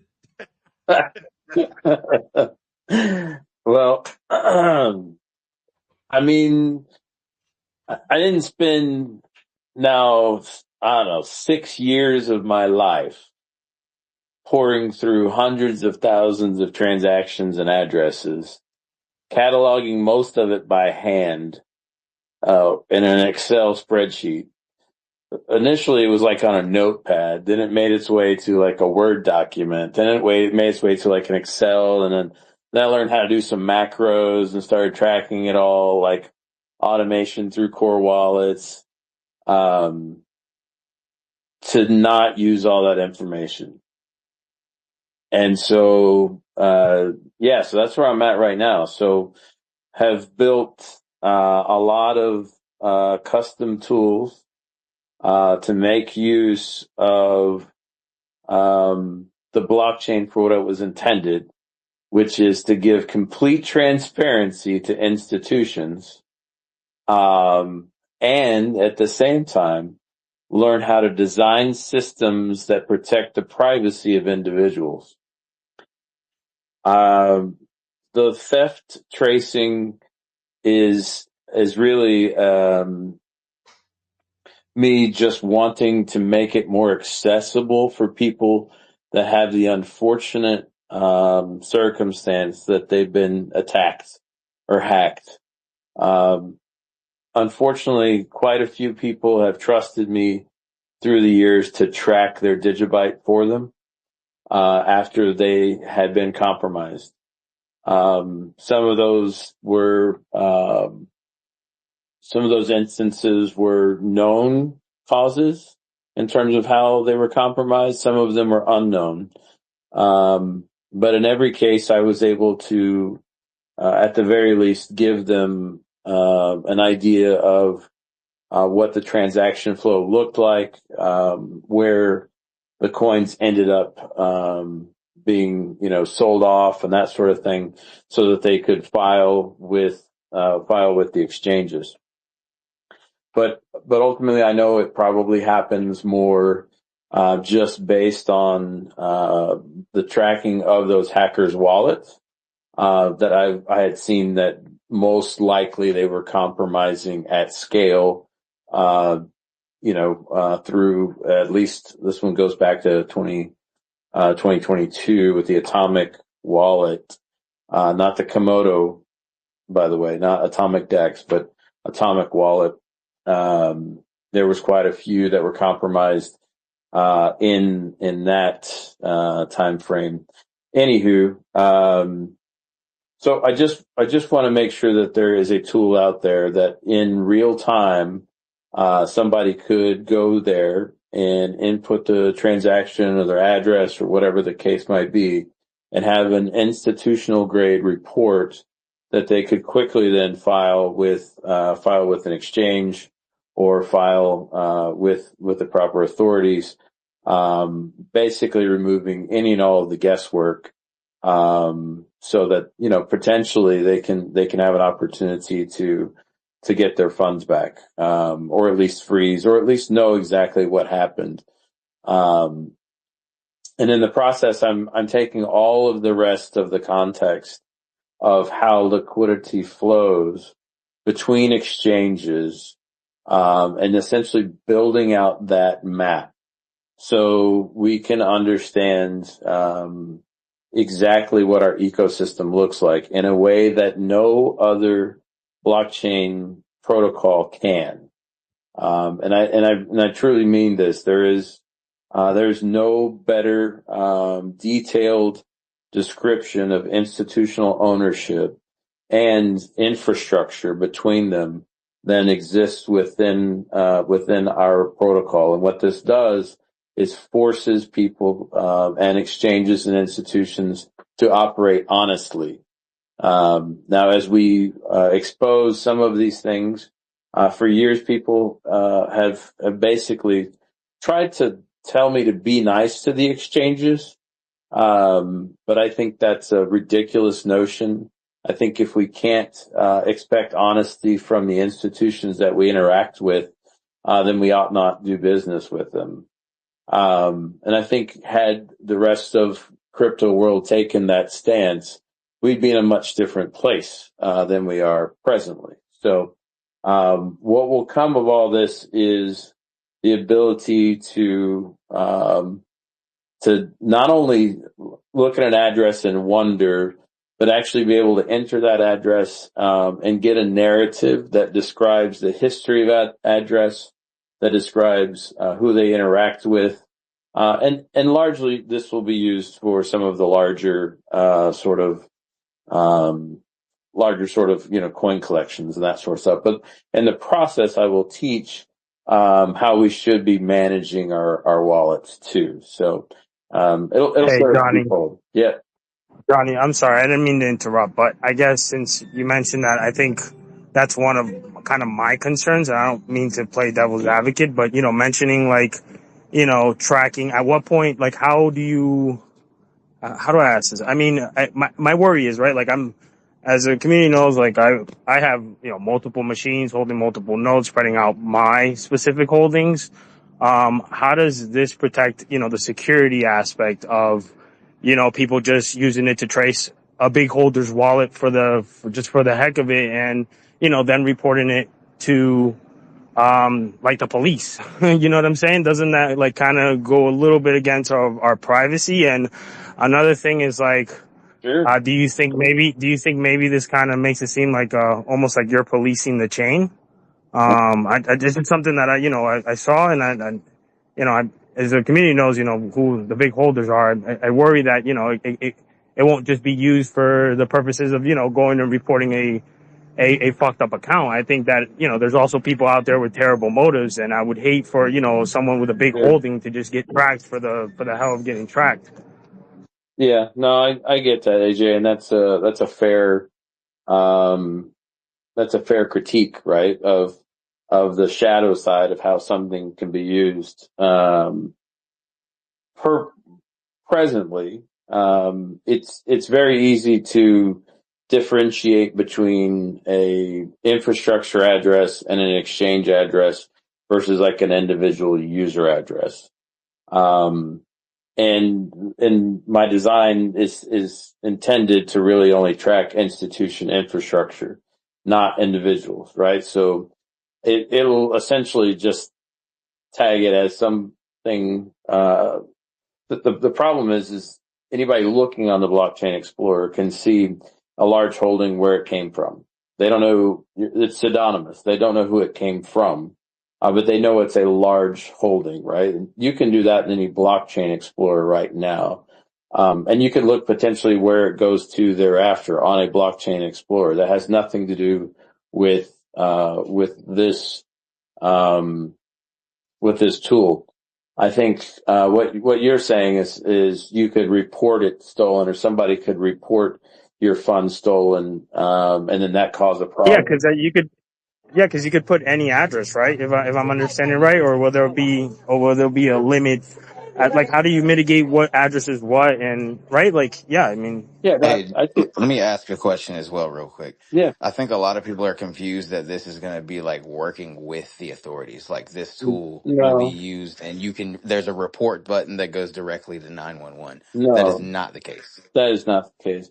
And the other piece of that equation would be, so well, I'm sorry, but that's not really my worry. My worry is that it's also going to trace, the amount of money that I move in Digibyte. That's really the worry. I mean, it kind of, defeats kind of the privacy aspect for me in my sense. If you're a whale, and a whale could basically, you go and pay someone a transaction, they feel like you did them dirty, and now all of a sudden, that could be traced. I mean, it's of a concern because, how do you prove otherwise, right? yeah, no, I get it, but I would tell you a theft has very clear markings in terms of how it's laundered, and there's and how it moves. It's no one would ever mistake a transfer or a payment or anything like that for a theft. I guess is what I would say. And even if it was between two addresses, it never touches a chain. Like it never touches an exchange or an institution, and there's no actionable intel. Does that make sense? Well, but how do you decipher that? How do you decipher, right? Because it's wallets. I mean, obviously you could tell the difference between an exchange wallet, right? But what if there is, some type of consistency with an outside core wallet, and it's around those levels, like, how you differentiate that? Yeah. So, I mean, I think I understand what you're saying, but I'm not entirely sure. And I'll be happy to like continue to think through it. Cause certainly I don't want it to create additional.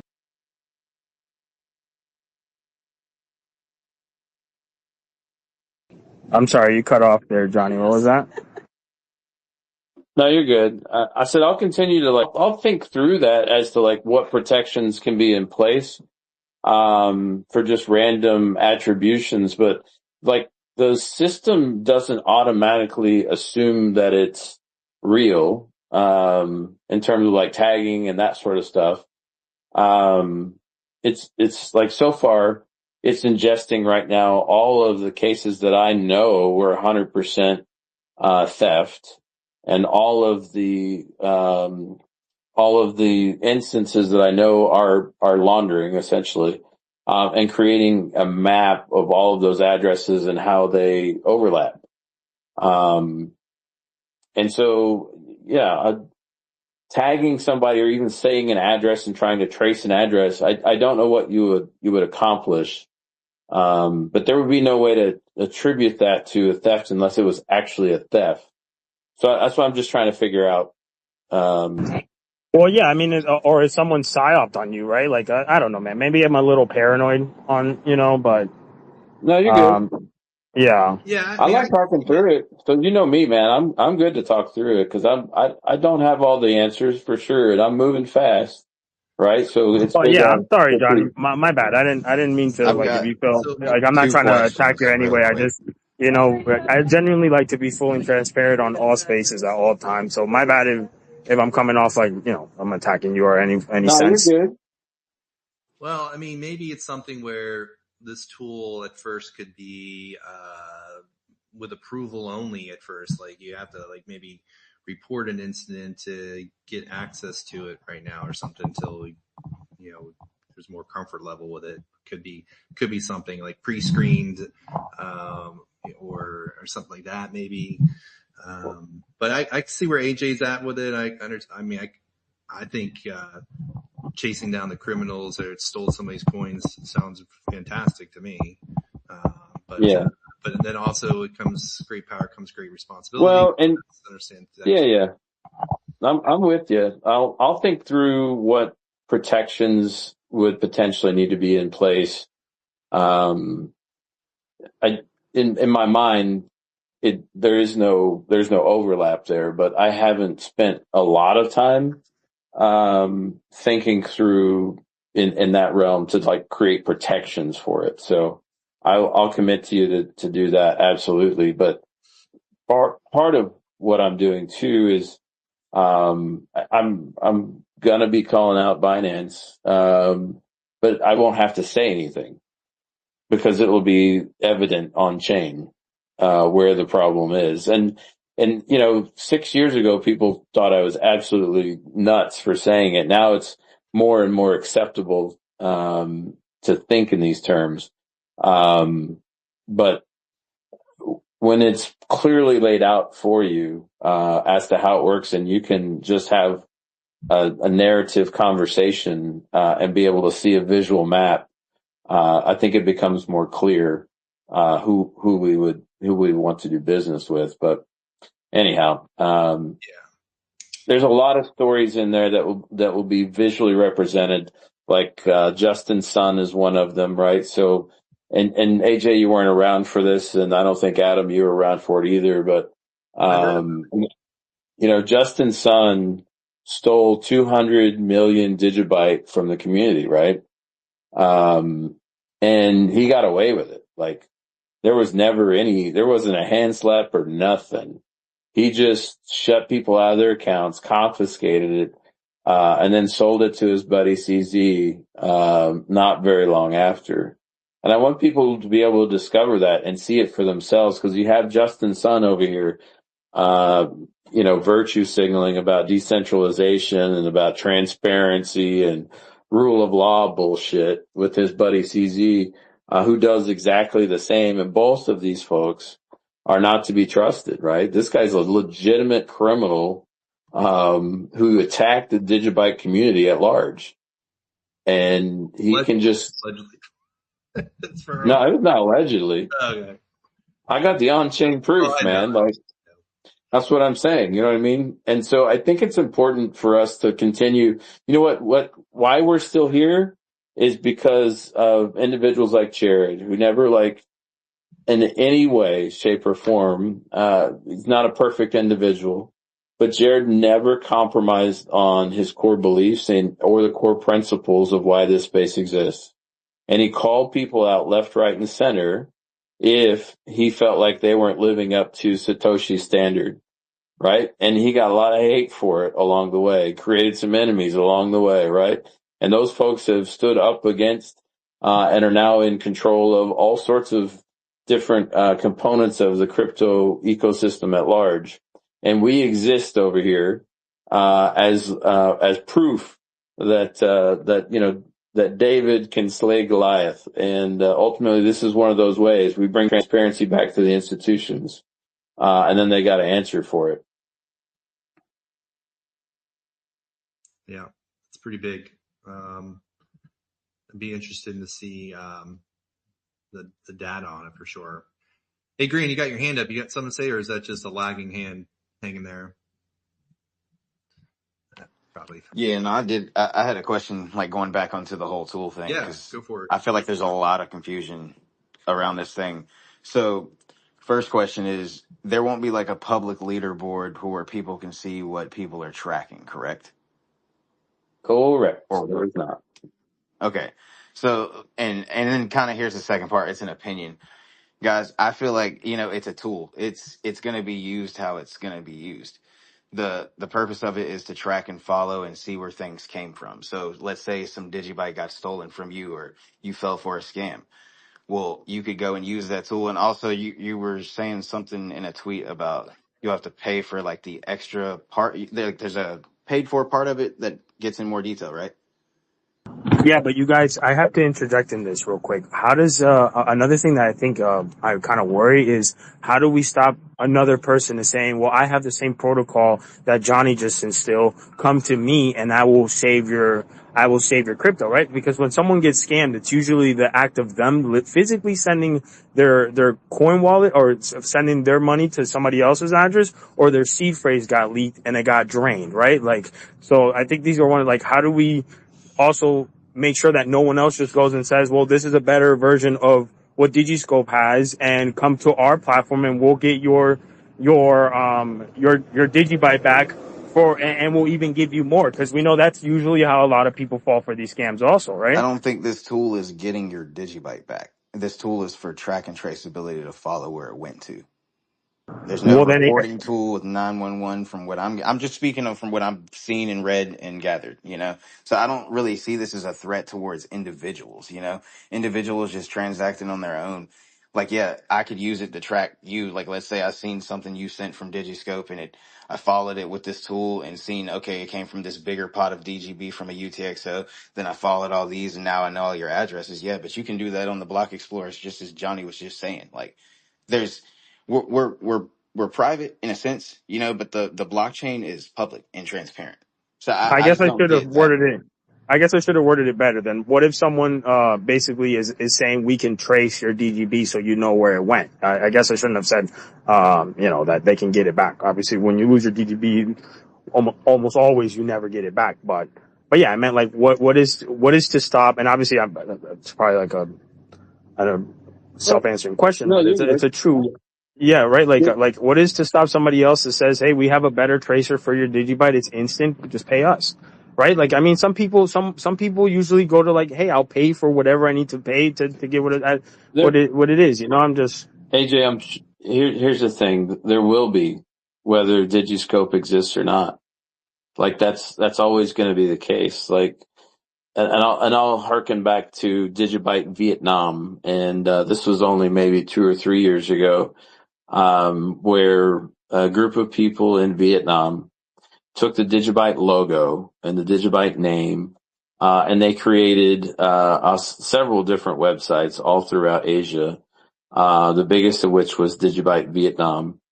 They followed all the main Digibyte accounts. In fact, several people reposted their meetings and meetups and all that sort of stuff. But all it was them using the graphics, them using some of the name, the credibility that goes with it on their Ponzi scheme.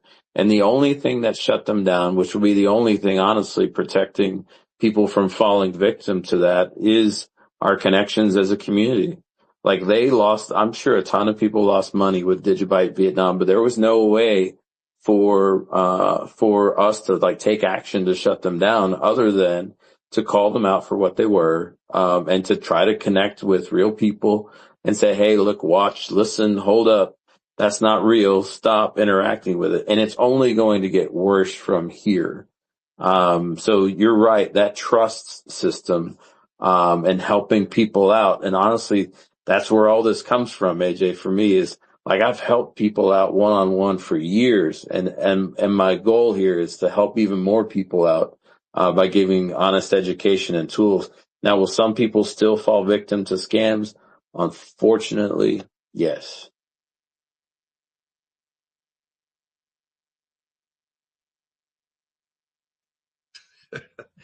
Oh man, sorry guys, I was reading something funny, but all right. Well, I think that definitely gonna be a lot more questions for this for sure.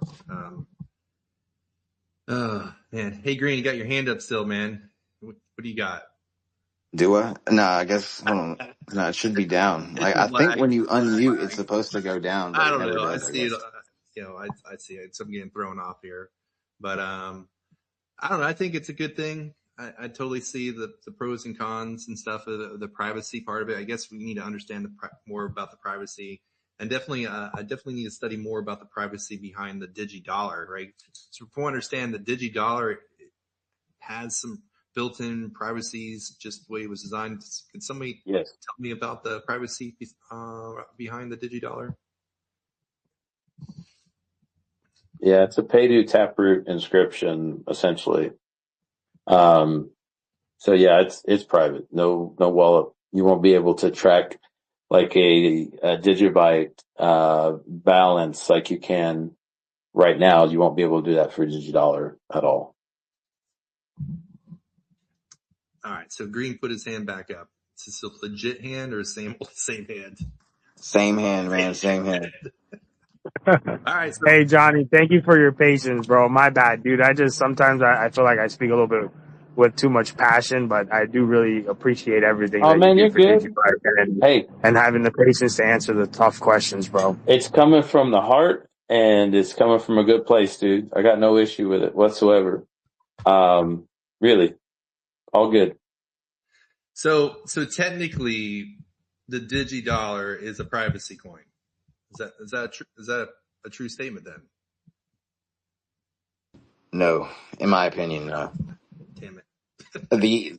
The utilization of spending digidollars. Say, for example, I send you 1 million digidollars on an exchange, on an Explorer, and on chain, it's just going to show up as all zeros, So in a sense, though, but you do see digidollars went from, this wallet to that wallet, and obviously there's a DGB balance or a DGB wallet that's going to show up there because you have to pay digidollar transaction fees and DGB.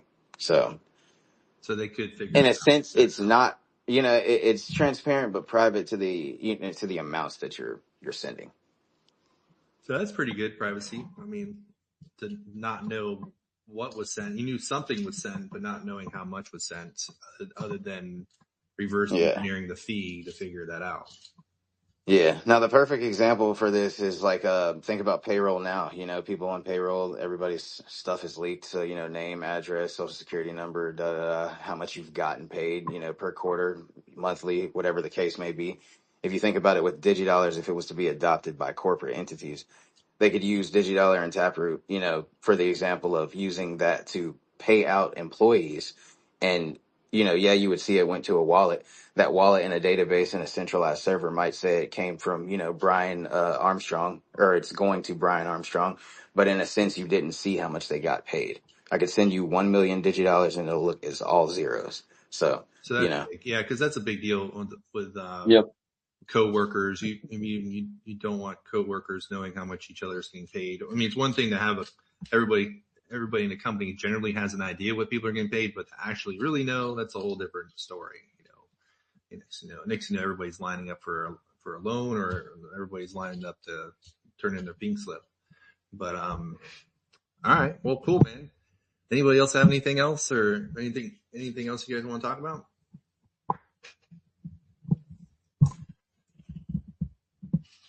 It's an AMA, man. So I'm gonna share 2 more instances of how jacked things were and are, and why I want to show people how jacked it was.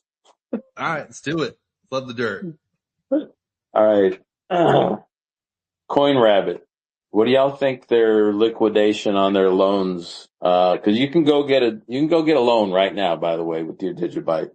That's always been a thing. You can go to CoinRabbit even today and you can use your Digibyte as collateral, and they will give you some USDT in return. But what do you think their historical liquidation rate is as a percentage? I have no clue. It's a guess. Come on. 10%, 5%? I'm guessing extremely low since you're asking. Wait, what's the question? So CoinRabbit offers loans on Digibyte, right? So you can use your Digibyte as collateral, and they will give you Tether in return. You get to choose, how leveraged you are. But my question was, what do you think the liquidation rate has been for them over time? Oh, 99%. Oh, yeah. Well over 90, easy. Yeah. 99, definitely. Back when the price was somewhat stable around, 4.5, 5 cents, it was like 70% liquidation. And now it is almost like 95% at this point, where people have lost their coins, just straight up lost their coins, right? Because they were trying to leverage their ownership. I think that with everything, with Bitcoin, I see a lot with Bitcoin as well. New people get into Bitcoin, they got a couple $100 worth, and then they just screw themselves bad. Yeah. And the thinking here is that the chart, meant something, right? And I just want to explain that manipulation that's occurred in trend analysis, because it gets to the core. Like, if I know how the volume weighted asset pricing is derived, and I know who owns the mechanism that does so, and I'm also in league with the individuals that owns that mechanism, it's a lot easier for me to make those loans and make some serious money, right? And by the way, I'm serving the purpose of bringing those coins back onto an exchange. I'm encouraging the gambling, right? So that's just one instance, and you can track all that on chain, right? So that's how you can derive the liquidation rates, because it follows 2 different paths. Whether the loan is repaid and you refund the contract, so to speak, or if it's liquidated and it moves through the liquidation transaction flow and directly to Binance. So you can track that on chain, which is really cool, right? You can see, cause they don't publish that data, I can assure you, right? But you can clearly understand how their operation works, right? And then, so that's just one, and that's a legitimate business case, right? Maybe they don't know that, the market's entirely cooked by Binance, but who knows? And then you have the other side of the equation where, Binance has a series of white label exchanges around the world in pretty much every jurisdiction. They blink into and out of existence, through the years. And where they're not able to get a license or whatever, it doesn't really matter. They sell their, white label service, and this new entity pops up in this jurisdiction. And then they have an exchange, quote unquote, but their entire back-end liquidity processes are all run by Binance, right? But they have a name and a face and an entity in the organization. I'm going to call out one specifically, called Enor Digital Assets, and they're in El Salvador. they pop up. They support Digibyte pretty quickly, right? I mean, it's within a couple of months of their existence that, they support Digibyte and they announce their listing. And they quickly become, the largest volume, on-chain volume exchange in the world for a couple of months. So they're actually outdoing more transactions than Binance, and by a lot, right? So they're doing a ton of Binance, a ton of transactions. But every bit of Digibyte that they process, comes through about 20 hops onto their exchange, and then about 20 to 30 hops back to Binance. So everything comes from Binance, hop, fractured, blah, blah, blah, lands in their wallets, and then looks like a bunch of retail transactions. Same idea, goes back out, fans out, and then consolidates all back to Binance, usually within about 3 or 4 weeks for the total loop. They process in just a couple of months they're around, over like 9 billion Digibyte through their wallets, with the sole purpose of destroying the history of those coins and cleaning them up. And then they go out of existence just as fast as they came into existence, and they never touch another Digibyte again. It speaks to what Binance has done, not just with us, but across the entire industry. And it's important that we actually understand what and who Binance, who they are. So, yeah, I'm picking the biggest, ugliest guy in the room and saying, come on, brother, let's do it. Well, you have my phone number, so you're one call. You can call me and I will bail you out. Now, I'm not going to put all that front and forward, and I'm not, but it is going to be discoverable. You'll be able to find it and look at it yourself, and figure that kind of shit out. It tells you the industry we're operating in and what we're up against, and I think it's important. Sounds good. I mean, I could start brushing up on start reading my legal books I can be your free attorney if you don't mind. I mean, we can, trying to be funny, but, I think for the community, it would be good to really know everything that Binance has put us through and all these things. That would be something to know, for us that, that's our community here on X, the ones that are involved, that would be something. And then with this knowledge, then what do we do with it, and what our strategies are moving forward and what those look like. That would be something to see, what the future brings around us, where it leads us for sure. So, but I think it's awesome, but, yeah.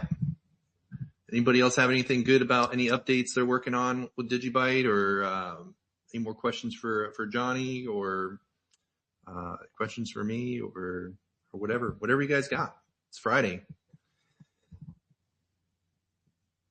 Well, Dude, this space is awesome, you guys. Thank you, Adam, for hosting the space, man. This is Graham sitting here eating. My wife's just staring me down. But this is Hey, I wrote an awesome, article, by the way. Y'all should go check it out. dude. Yo, Green, thank you for the art. Yo, you guys, everything's awesome, bro. You guys, this is awesome, dude. What a great fucking space, bro. This is what we need, man. More spaces, man. More spaces, more community coming in. And, just, being the transparency that we have on these spaces and are just, it's really good. And I don't know how Johnny has this fucking crazy memory recollection. I truly respect that shit, dude, because we're all just sat here and just listen, like, just, it's a story being told to us, specifically me, since, I was in the outside, but never tuned in like this. And every time I get on a space, I'm always learning something, and it never misses, dude. It's awesome. Can you guys hear me? yeah. I got you. Okay, sweet. What's So happening? if you guys are doing well. I had a couple questions if we have time. If not, we can do it later. Yeah. So this is for Johnny. Obviously I've known you for a while. You've done a lot of this tracking. I do remember the manual days that you were doing all this. So that does kind of ring a bell. I guess my question, and this is more of kind of a philosophical question, not really, I know why you're doing it, but for all the years that we've been in, we've never been able to get any leverage with Binance at all. And so, I think that the point is like, while I think the education is great, I kind of ask you more on a philosophical level, what does it really bring as an advantage for us to have them stop doing what they're doing? Because from your past conversations when I've asked you, it seems like the game will continue indefinitely, right? Because they have time on their side. They control, the reporting that, they manage those sites. They're not operated in the United States. There's all this, going back and forth of coins. I mean, had you not decided to really dig into this, most of the industry is not privy to this. And I know that you've published this data and have even talked to other communities. And, it seems like as an industry, like most of the people have lost the plot. Like, like when they have this data, most people don't act on it. I mean, I know some of us have acted on it. And it's been great, but it hasn't stopped what they continue to do.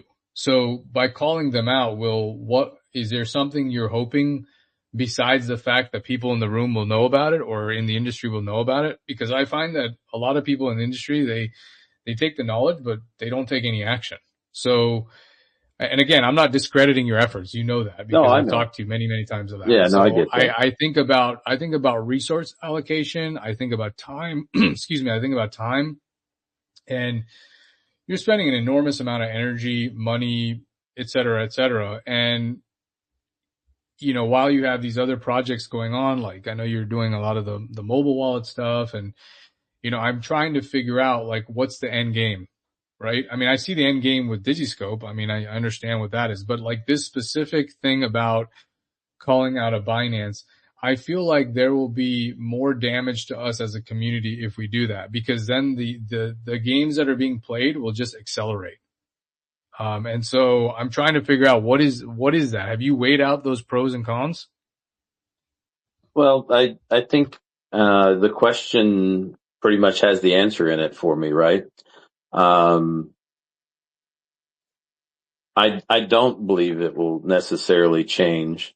I do think I've not been able to clearly, show the entire mechanism in a way that anyone could understand it without having gone through and seen all of what we've seen, right?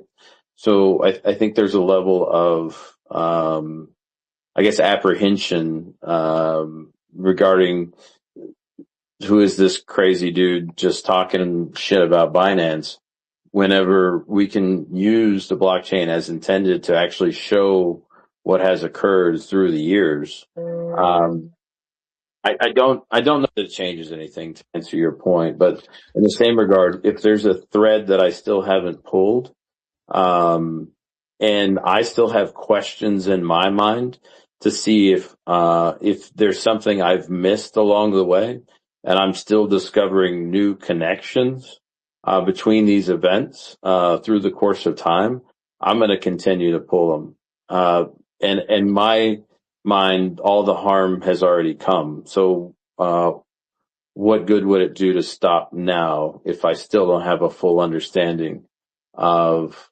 I guess the things I don't know? Because there's still many aspects. I don't claim to be all knowing. There's still many aspects of this I do not understand, including that communication layer that I think exists, but I can't necessarily prove exists. And so this is a portion of that as well. It ties into it.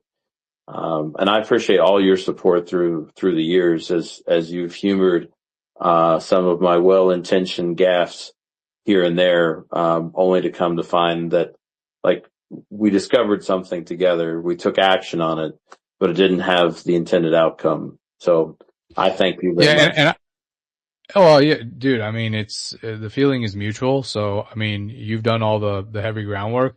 I guess what I'm alluding to here is I'm not discouraging you to educate yourself and learn. That's why this is a decentralized blockchain. That's why there's no, authority. There's no bosses. We know that. That's why we're able to do this, and we need that.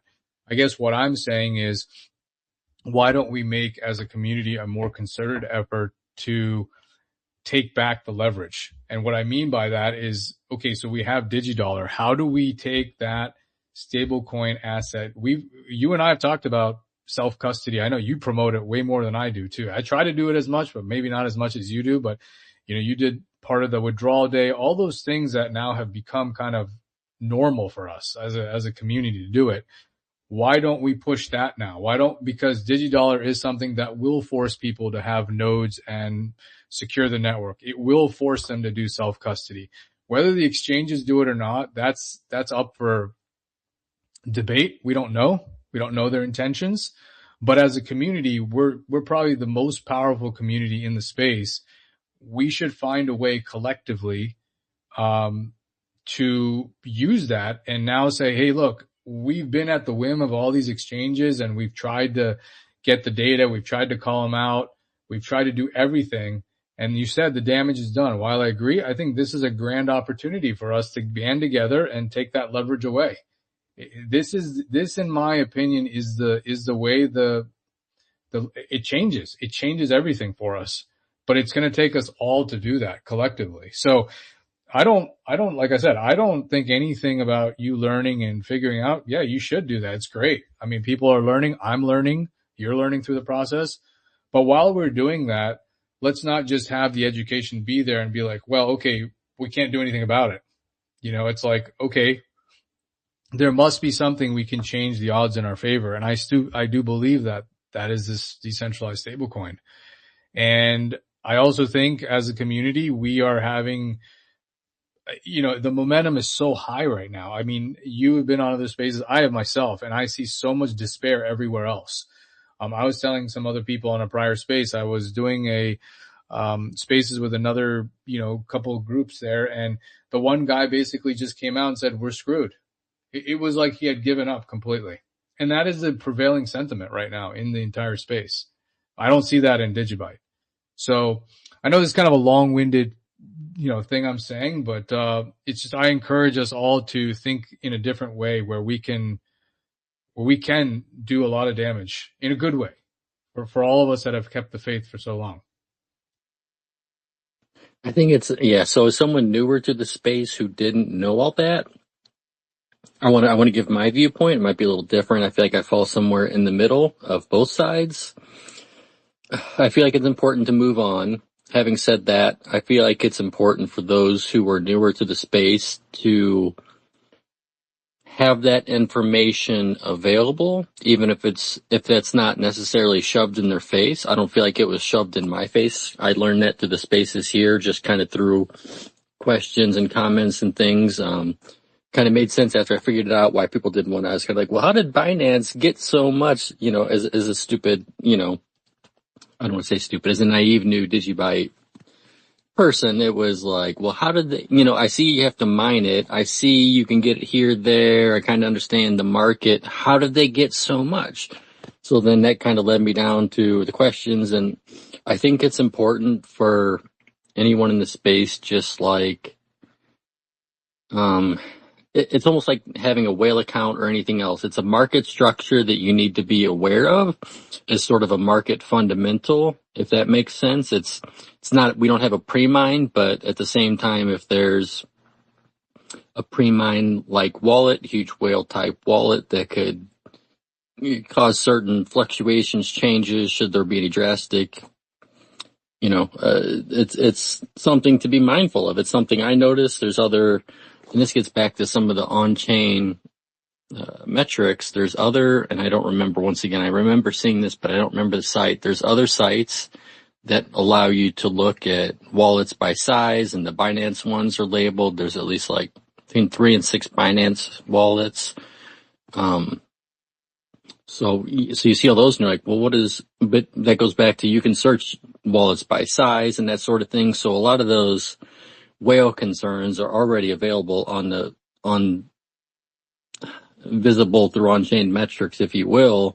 They don't really mean anything unless you can attach it to something else. And that's not necessarily to attribute that to any motivation in anyone's case, other than understanding the market, where things are going, where funds might be going, who might be manipulating. And that's just part of seeing the transparency that comes with Digibyte that's tougher to see or impossible to see on a lot of chains. Hold on, give me 1 second. I took a couple notes. Let me see if I hit everything.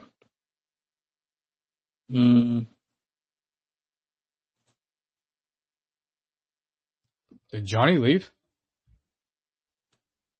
Oh, I might have been I don't know if he left in the middle of I rambling. don't see him here anymore. Yeah, Darn. like dropped off somehow, for some reason. But yeah, I think it's I don't know that my comment was directed at him per se. It was more just a general, as someone newer to the space, I'm not so caught up in it. I think it was important to know as part of where we are, how we got here, just general on-chain history, if you will. This is always curious to me, things that have happened. If I was getting into Bitcoin and I learned about MicroStrategy, I'd be just as curious, sort of thing. That's kind of the way I look at it. But yeah, I think just moving forward at this point, and not really, like I said, I kind of fall in the middle of making sure that information's available, but not making a point to throw it in people's faces, shove it in people's faces. No one likes that. Not necessarily trying to poke the hornet's nest per se either. We kind of got to live with them. They got what they got. So,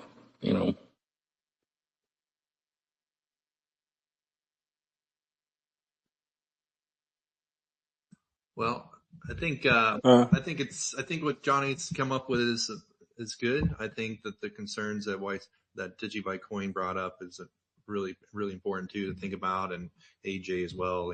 So I think that Johnny's going to go back and rethink through some of this process, but he's gonna keep digging. There's no doubt about it. So, by the way, Adam, I don't actually have any concerns for Johnny. I don't even think I even said that he should not do it, or no, I don't think so. No, I think he's it's great that he's continuing to investigate the blockchain and provide information, because there are people that are interested, and I think there's value in that. I'm just simply saying that let's take that information that he has and as a community capitalize and try to take the leverage back in our hands, right? It's one thing to have the information and then just feel defeated. And I think that's what's been going on. So, I don't think there's anything that I would tell him like, hey, don't do that. I mean, I don't think I even made that a point to tell him that. I was just saying, hey, let's band together. So yeah, anyway, absolutely. Just to be clear. So if people are going back in the space and they're thinking like, I didn't tell him anything that he shouldn't do, right, or should not, should or shouldn't do. That's basically it. I don't think we took it that way either. I think you're right there. And then, but yeah, just utilizing the information that he's gathering and try to utilize it for the best for the community. How can we use information that he's presenting to do that, just to take back our community? But CMO, you put your hand up, man. You have a question? Yeah, not a question. Just want to piggyback off of what YC was saying. It's I think, and I feel like I say this a lot in our spaces. I think we can do it all. I feel like what Johnny is doing, right, gives us the information. And then for me personally, right, I feel like it makes me, and probably I'm speaking for other community members, it gives me fuel to. Hey guys, how's it going? Hey man. It gives me fuel to like do it, self-custody, look into the core wallet, jump onto the spaces and do something about it. Because again, I feel like that's what brought me to Digibyte, right? And I feel like it's never, do this or that, but just let's do it all. Cause it's a lot of community members, right? A lot of Digibyte holders. And I feel like that information that Johnny puts out every time there's on Digiscope talking about Binance moving or whatever is going on, it's like gas to the fire for me. And when I'm speaking to Green on the spaces and we're talking, it's like, all right, what can we do? Well, let's buy them all up while we can, right? Buy them while the price is low, right? When if they bring it lower, then we're just gonna buy it lower. Great opportunity, right? So again, I just think it's not this or that, but it's this and that, and I think that's a plan of attack. Yeah, definitely, man. Hey, Digibyte Daily, you got your hand up. You got something too, or is it this lagging hand thing? It's messing me up. But well, guys, it's getting late here. I got to get my daughter situated for camp. But man, this has been a really great Spaces event. I think I'll definitely try to do some more with AJ, and I think we could talk all night about how great our community is and everything Johnny's doing and direction of our community and how we're growing and we're moving the needle and I love getting to know everybody even more every time we do these kind of things. So, and then I love the fact that everybody can get to know who I am as well. So just wanted to, anybody wants to do a closing statement or make a comment, and then we'll conclude the Spaces, man. Yeah, last thought. Would this be something that would be good to set up as a bounty? Is that an idea? What do you mean? Well, we're doing bounties for videos, a bounty to raise a certain amount of Digibyte or funds to basically get a pool together to go to the Futurist 2026 thing. Yeah, I think I was gonna talk to Johnny about how we can incorporate it into something into Digiscope Me. I think he made a comment that he had something in mind. I think that a safe place where everybody can go and contribute and then and yeah, we'll just work out the bugs there, I think.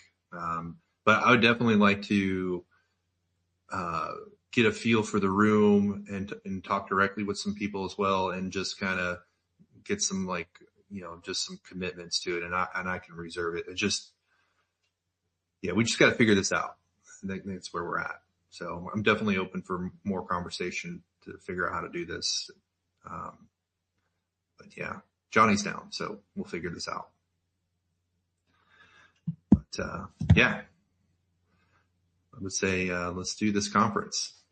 But well, if no one else has anything to say, I want to wish everybody a fantastic, wonderful Friday, man. You guys enjoy your time with your family and stay safe. And I think Hawkeye was dealing with a tropical storm and some tornadoes, and glad to see he's on here and going through a tropical storm like that. It's pretty wild.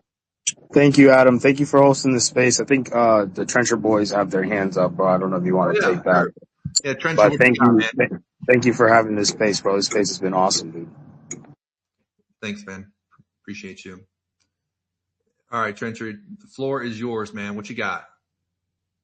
Hey, everyone. Sorry I couldn't join earlier. I was at the gym, but AK gave me a heads up, and just wanted to make the announcement for everybody that Crypto Corner Shop hopefully will be launching on tomorrow.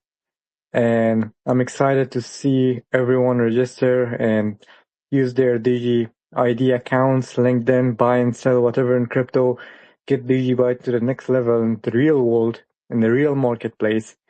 And I'm excited to see all you guys use it. And Leon's been working really hard on it day and night, and he's been working a lot for you guys, and hope to see you guys enjoy using it.